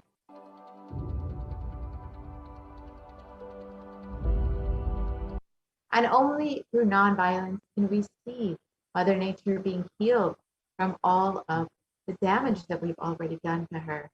And only through nonviolence can we reverse the effects of climate change and the effects of the rising sea level.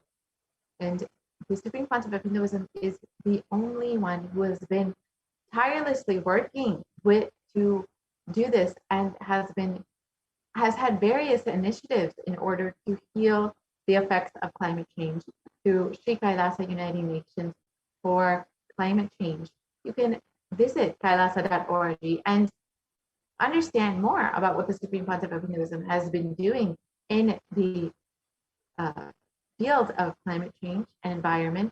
And you can also learn more about the cognition that Hinduism and the Supreme Pontiff of Hinduism have been continuously giving to humanity in order to reverse the damage of climate change and to live in harmony and oneness with Mother Nature, with Bhumata, in order to heal her.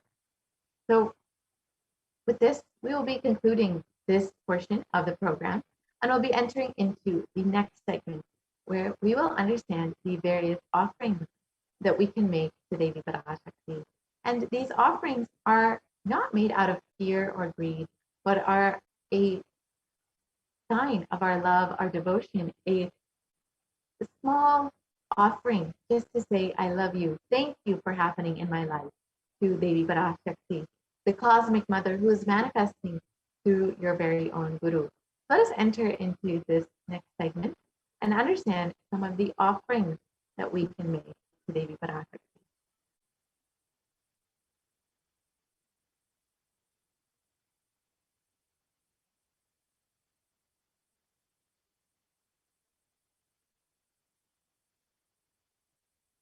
Let us understand the significance of offering. Offering is a giving of divine gift or of pure love, devotion, and oneness, and it consists of two parts, the giving and the accepting.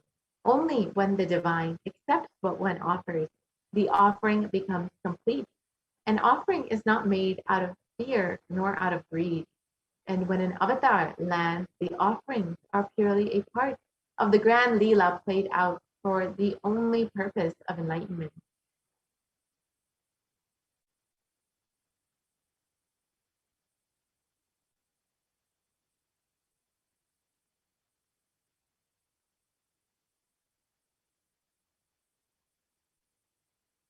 So let us understand the Dhyana Shloka for Devi Parashakti. The translation of this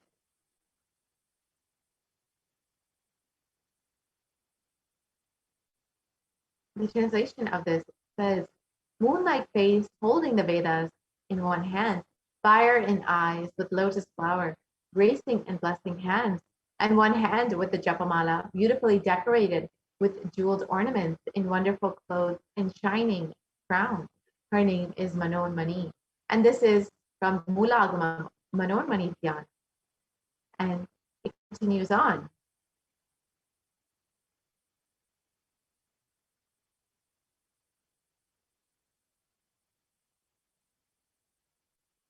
I meditate on Devi with three eyes, glowing like a moon and holding the Veda, lotus, and gracing with blessing and gracing hands. She is wearing beautiful ornaments. She is worshipped by Brahma and other many gods, and showers auspicious boons for all actions every day.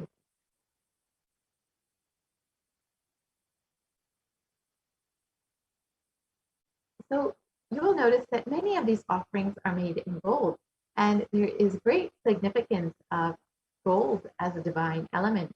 In the Atharva Veda, it has explains that in Atharva Veda, it explains triply born by birth is this gold. From the atoms of Agni is one. It becomes dearest to Agni, and one fell away from the Soma when it was heard. One they call the seed of virtuous and powerful Apaha. Let that triple gold be for your long life. And gold is considered a divine element. It purifies anything that it touches. It is an element of spiritual significance and great spiritual power of healing and enlightening. The vibration of gold has the power to infuse sattva energy and positive thought currents in anyone who fears, anyone who wears, and anyone who sees or operates in its vicinity.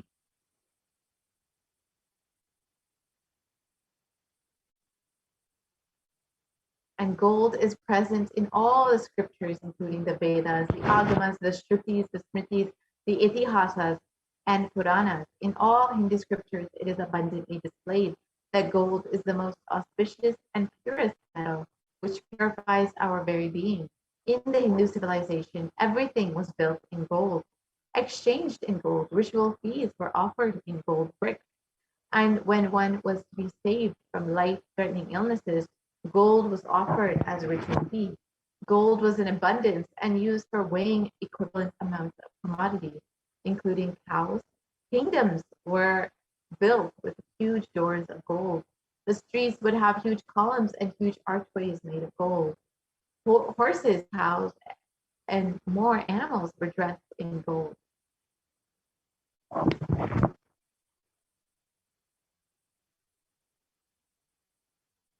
In the Hindu civilization thrived on the banks of rivers of gold. The Indus River was called the Hiranyamaya in the Rig Veda, and the river Saraswati was called the Hiranyavartini in the Atharva Veda. And gold is the supreme element for offering gifts to the ones you love and revere. Temples are constructed and paved in gold. Deities are made in gold and decked and adorned in gold because it preserves the enlightenment energy for thousands of years. It literally lasts forever.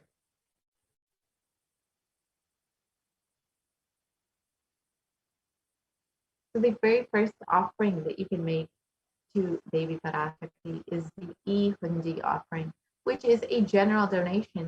And this is like you would make in any temple that you go to. you can offer a few dollars in the hundi, and this is a very common practice for many Hindus across the world. And just the same you can do when you witness the live darshan of Devi Parashakti. You can offer any amount that you would like, and this is exactly as you would do in any temple, just to say I love you, just to show your love, your gratitude and devotion to the divine. And it is stated that Devi is fond of true devotion and is realized through true devotion. She can be won over through true devotion, and she removes all fears.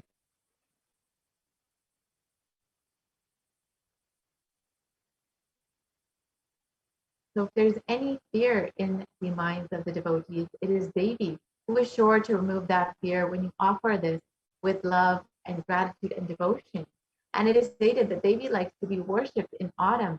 And this is not the autumn, the season, but rather the autumn of our lives, when our thoughts turn more and more inward, and the role of the divine becomes much more clearly understood, and the need for Devi worship becomes much stronger.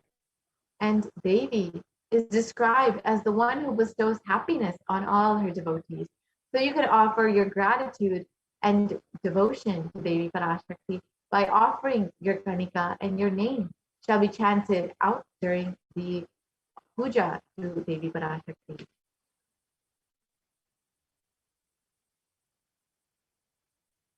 The next offering is the Sankalpa chanting, which is the offering of your conscious resolution. So whenever you are starting something, you always want to set a conscious resolution to ensure that you are making the right you're in the right conscious state to ensure you manifest whatever reality that you want. And when you offer the Sankalpa chanting, you will be bestowed with Devi's energy and blessings on whatever Sankalpa, whatever conscious resolution that you set for your life. And it is stated the goddess enchants this universe, and she herself gives birth to this universe. That goddess being prayed to without interest in anything gives that knowledge that leads to salvation and gives the wealth in the materialistic sense. So offering the Sankalpa, the conscious resolution, blesses the person with all fruition of all the desires and wishes that they are yearning for.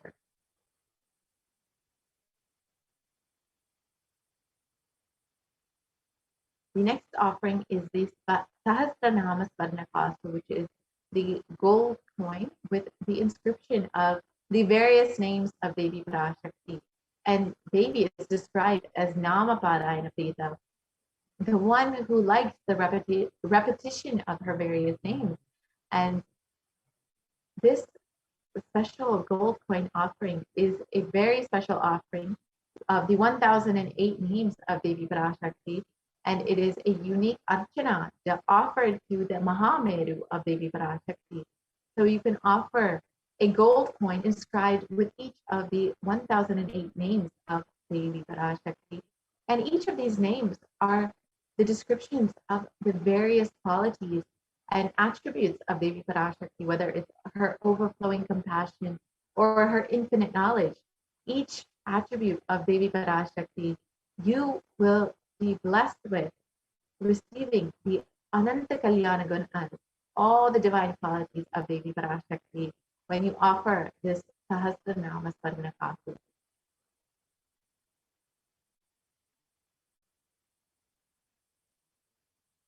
Next offering is the Mukta Anguti, the finger ring with a pearl.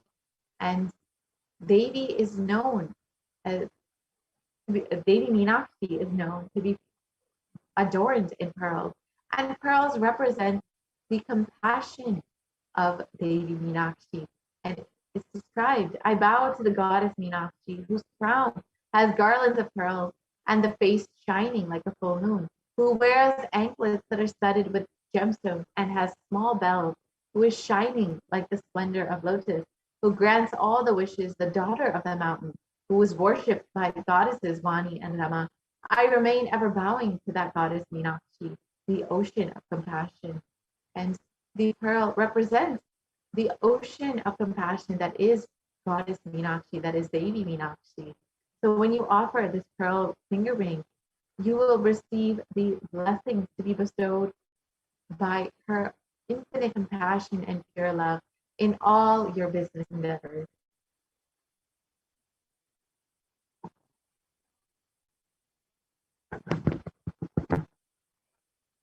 And the next offering is which is the golden lotus. And it's described in the Kamikagama that all kalashas should be wound around with suitable thread and covered with a new cloth.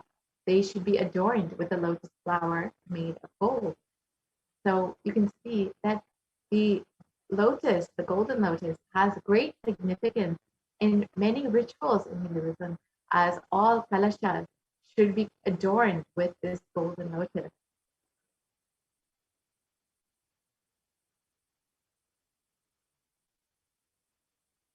And there are hundreds of scriptural references for using the lotus in the worship of Paramashiva. Almost everything in the worship of the ultimate involves the consecration of deities of worship, or meditating on, or the mudras and asanas used during the worship that involves the lotus flower, the lotus leaf, the lotus pericarp, the lotus petals. The lotus is a divine flower, and the Shakti of Paramashiva is also called a lotus. The base of the Paramashiva linga is known as the lotus, and the disciple of the Paramashiva is also considered as a lotus ready to bloom. And the lotus has great significance. It, despite being in murky, dirty waters, it is able to bloom with so much of beauty and is able to stand in no matter the level of dirtiness of the water, it still stands with grace and beauty.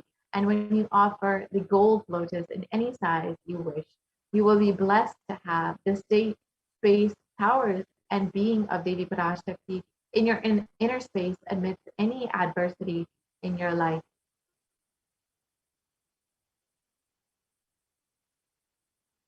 The next offering is the Swarnametti, which is the gold toe ring. And Devi is described, the feet of Devi are described as the ones whose brightness from the toenails destroys the darkness of ignorance from the minds of your devotees who prostrate at your feet. You whose brightness from your 2 feet overpower that of the lotus flower. So just the very toenails of Devi Parashakti have the strength to destroy the darkness of ignorance in the minds of all of her devotees. So when you offer this Varnamati, the gold toe ring, at the divine lotus feet of Devi Parashakti, you will be blessed by Devi to destroy all the ignorance in your life.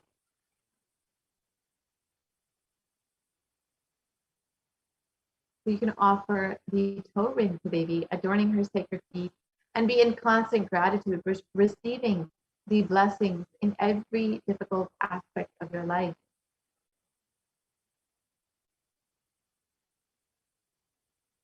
And the Varnamantika is the gold hairline jewelry. And Devi is described as the one who makes the nectar flow in all of our nerves from the Sahasrara. And she is the one who gives the very pleasant experience of the ultimate. So when you offer the Mantika, that represents the nectar flowing from the Sahasrara Chakra, which is fully opened, you will be able to experience this ultimate state of bliss in your Sahasrara Chakra.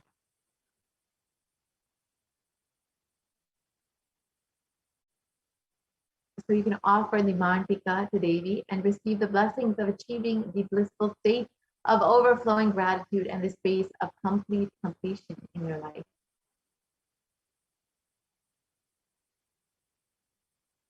The next offering is the Pratiksha Pada Puja, which is the offering of the worship of the divine lotus feet of your very own Guru, who is manifesting Devi Parashakti. And it is stated, the illuminating splendor of Devi's toenails dispel the darkness of ignorance in the devotees prostrating at her feet. Her feet defeat the lotus in beauty. And the Saundarya Lahari states that the nails have been sharpened by constantly being touched by the crowns of celestial beings who always prostrate before Devi. Tamoguna is darkness, and in this stotram, tamas is indicative of ignorance in the minds of the devotees. By constantly prostrating before Devi, their ignorance is removed and they can attain the knowledge. So when you offer this Pratiksha Puja and worship the divine lotus feet of your very own Guru who's manifesting Devi Parashakti, you will be blessed with removing all the ignorance from your life and attaining all knowledge. And with all the auspiciousness and blessings of the Supreme Concept of Hinduism himself.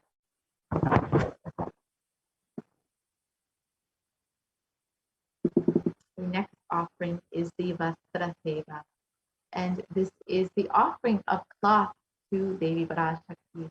And when you offer this cloth adorning Devi Parashakti, you will be blessed with all the auspiciousness and blessings and protection in all of your endeavors throughout your life by the Supreme Concept of Hinduism and by Devi Parashakti herself.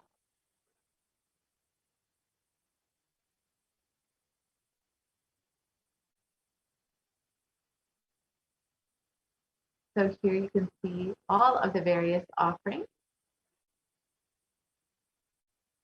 And you can choose whichever offering that you would like to make, whether it is a simple e-hundi offering, or you can offer the Spadna Martika, the Spadna Meti, the Pratiksha Pada Puja, whichever offering you would like. You can see whichever offering you would like to make.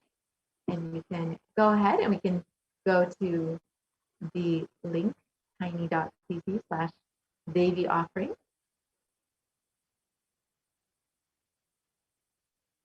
Yes. So if you would like to make your offering immediately, you can visit tiny.cc/Devi offering to make the online payment. And if you are not yet ready to make your payment, if you are still needing help in manifesting, or you still need more details, but you are interested in offering, you can fill out the intention form at tiny.cc/Baba Samadhi. And you can fill out your intention and you will be reached out to, and you will be helped to manifest your reality, to offer your love, your devotion, your gratitude to Devi Parashakti. And once you are able to make the offering, you can visit again tiny.cc/Devi offering. And once you are able to make your payment online, you can visit tiny.cc/Sankalpa 2021 in order to submit the details for the puja and for the names to be chanted. Now we will be visiting the website tiny.cc/Devi offering in order to run through how to make this offering. So we will shortly project the website tiny.cc/Sankalpa offering, and we will go through how to make this offering. It is a very simple process. So this is done like any other online payment that you can make. So you can just go ahead and choose whichever offering that you would like to make in a very simple drop-down menu.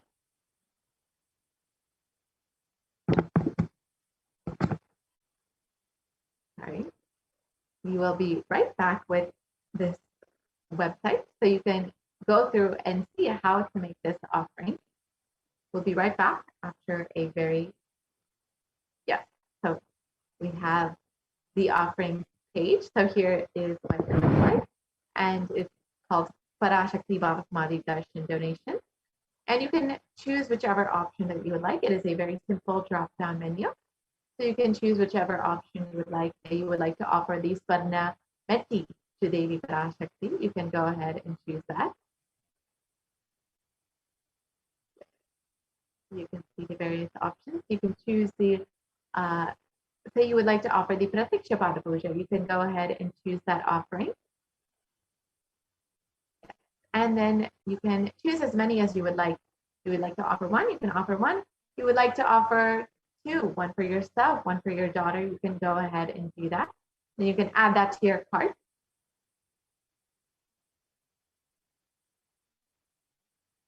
And once that is done, you can proceed to the checkout. You can see your cart with all of the details of the various offerings that you would like to make. You can proceed to checkout. And here you have the billing details for your offering. So you just fill out your billing details.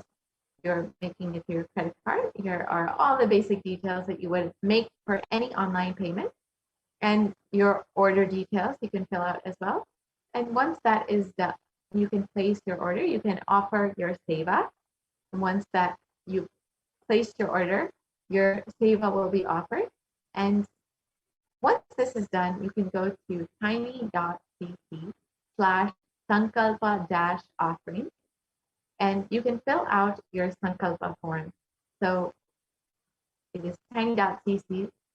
Let me correct myself. I'm sorry.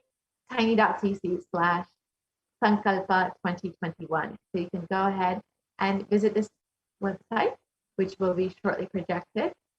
And you can fill out all of the details of your names and the names of your loved ones. So whoever that you would like to make these offerings for, you can fill out all of their names. And you can also fill out any details if you have about the nakshatra or gotra or rasi. So you can fill out all of these details. And if you have them available, if you don't, that is also okay. So ensure that you fill out all of these details to make sure that your name is chanted and the names of your loved ones are chanted during the offering. So we'll be shortly projecting the tiny.cc/sankalpa 2021 form. So you can go through and see exactly how to fill this out and how to make sure that your sankalpa is chanted, or that your name is chanted during the sankalpa offering. Yes. So we've seen the website where we can make the offering. So once that is done, you can visit tiny.cc/sankalpa 2021 to make this offering. We will just project this form.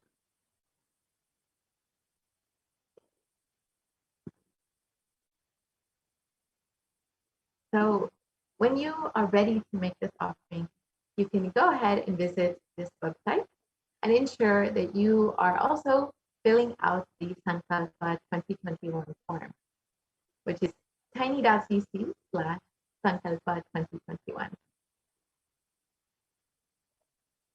So we will be right back with that form, and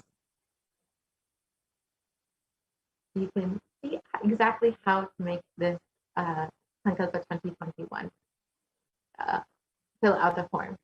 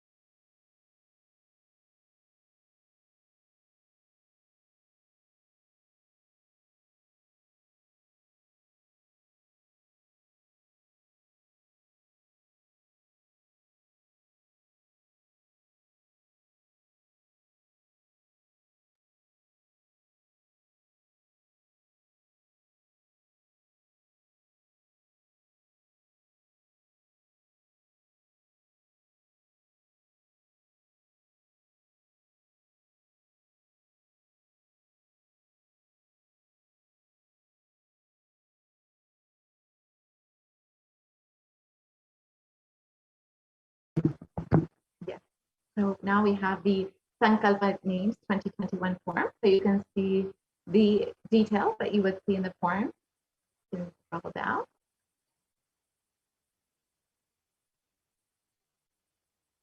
Yeah, so you can see all of the details in the form. And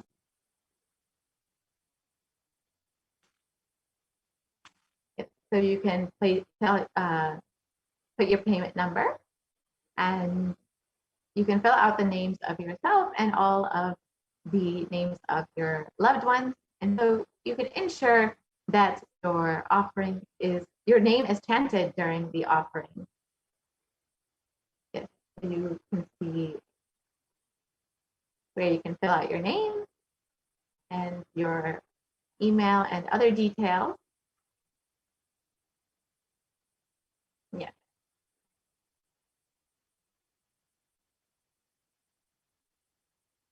So you can select whichever offering that you've already made. So once this is done, you will have made your offering to Devi Parashakti, and you can rest assured that your offering will be made in your name to Devi Parashakti, that your love, your gratitude, your devotion will be offered to Devi. So with this, we will be concluding this portion of the program, and we'll be right back after a very short break and enter into the next segment.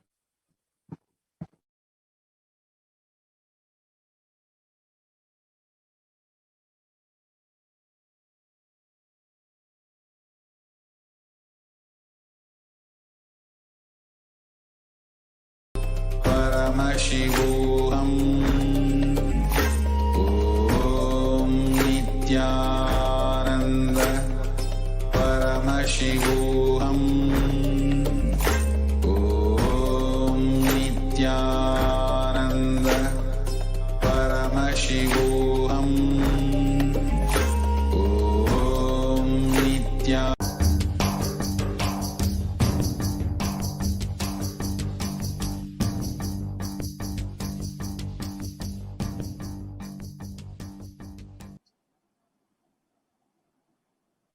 When we're waiting for Sonali to come live and share her experience, if you are somebody who received your Akashic reading, and if you would like to share your experience live on Nithyananda TV, you can email us at contact@kailasa.org. Send us an email, just give a gist of what was your experience, and then we will be more than happy to have you join the live panel. Okay, now today we have Sonali Gupta. Nithyanandam, Sonali. Nithyanandam Ma, thank you for having me here. It's my pleasure to share my experience about what changes and transformation Devi has brought in my life.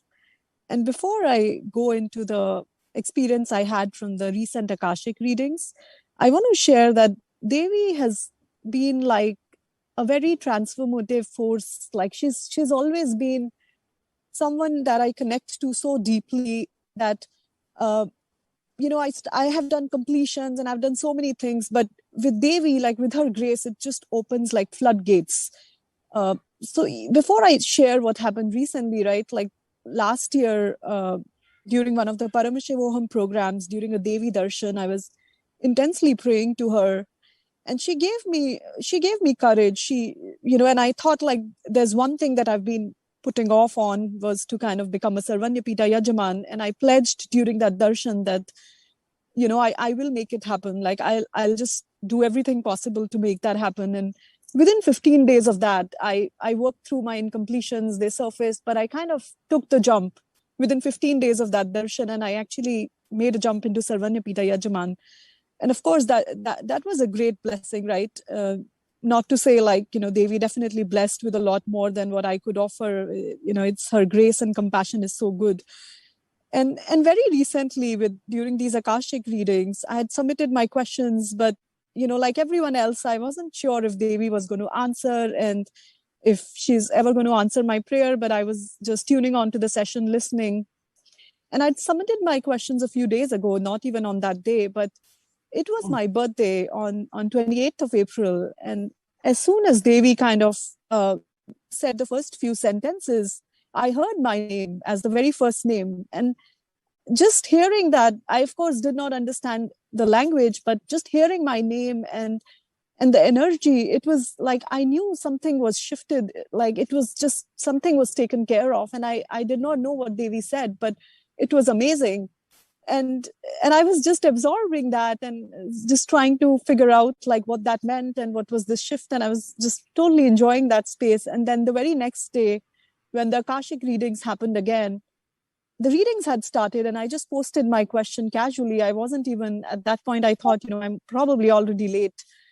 But Devi again, within a minute, she answered me again. And she gave me this very beautiful blessing of saying, I'll reside in you as Alam Vellar Siddha. And that just took me to another level. I've always thought that, Guru Bhakti and connection and what that means. But with that blessing, I just felt like this new dimension of me open up. I almost feel like I can experience what Guru Bhakti is. I actually kind of know from a different plane altogether what that connection is. And it's beautiful. I'm just enjoying that space. And now I'm looking to, of course, there are many things we always ask for boons and all, but such that I know that whatever I ask for or whatever I have, like her compassion is so much that she can actually grant anything. And that's something I wanted to share with everyone.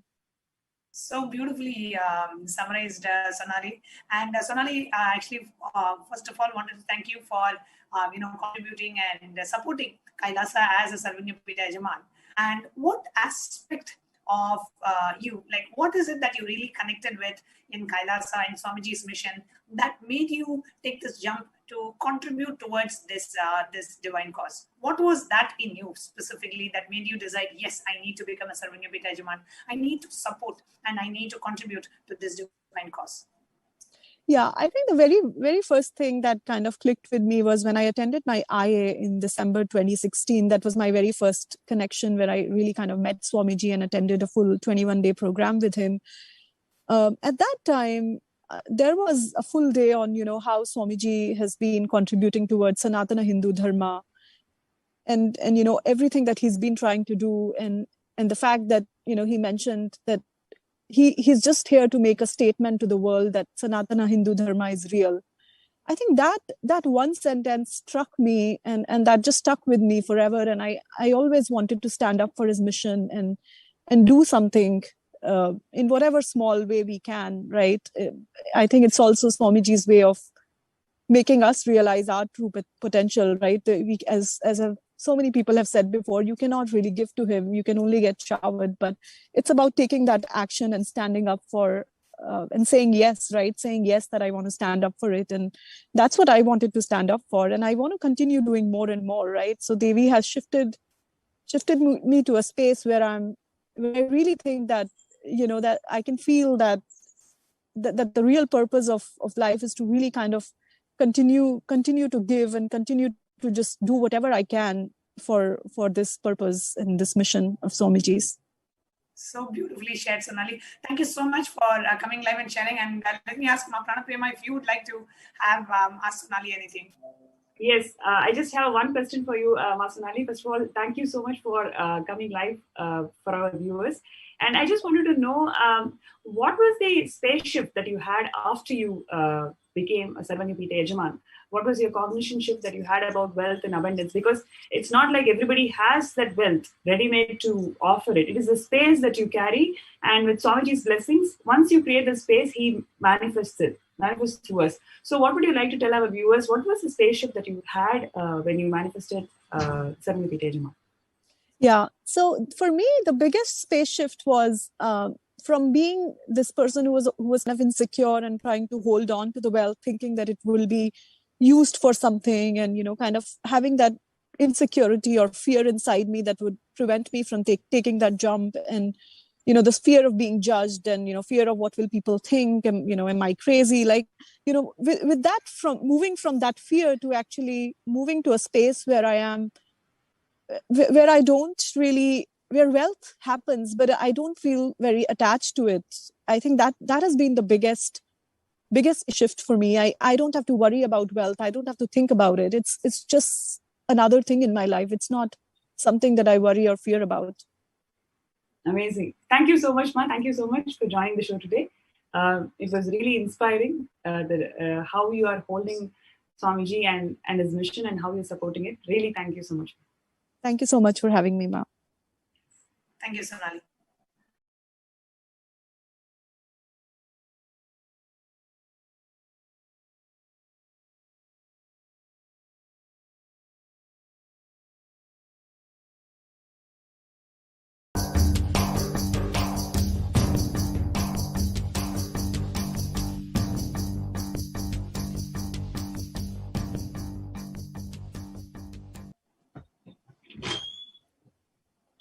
Yes.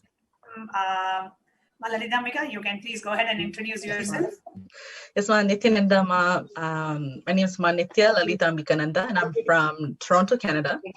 And this was an absolutely life-changing experience with this Aruvaku Akashic reading with Devi Parashakti. And I had my first question answered on the first day. And it was a little bit of a process because I was asking many logical questions. And these logical questions I was asking, I thought that you know what, this is not going to work out. I'm dropping everything at Devi Parashakti's feet. And I prayed to her that I'm dropping everything. And I had only one question left. And it was, what is the direction of my life? And the reading came back as, come to Kailasa in the West and California, and your life is at my feet. The part that really touched me is, your life is at my feet, because I've been praying to Swamiji every day since 2016 when I met Swamiji. Come what may in my life, it has to be at your feet. It doesn't matter what tantrums I throw, what bliss I feel, it has to be at your feet. So just hearing that your life is at my feet, I felt so fulfilled. There's really no words to express my gratitude that this is something that nobody knows about, that this is what I pray for every day, to be at Swamiji's feet.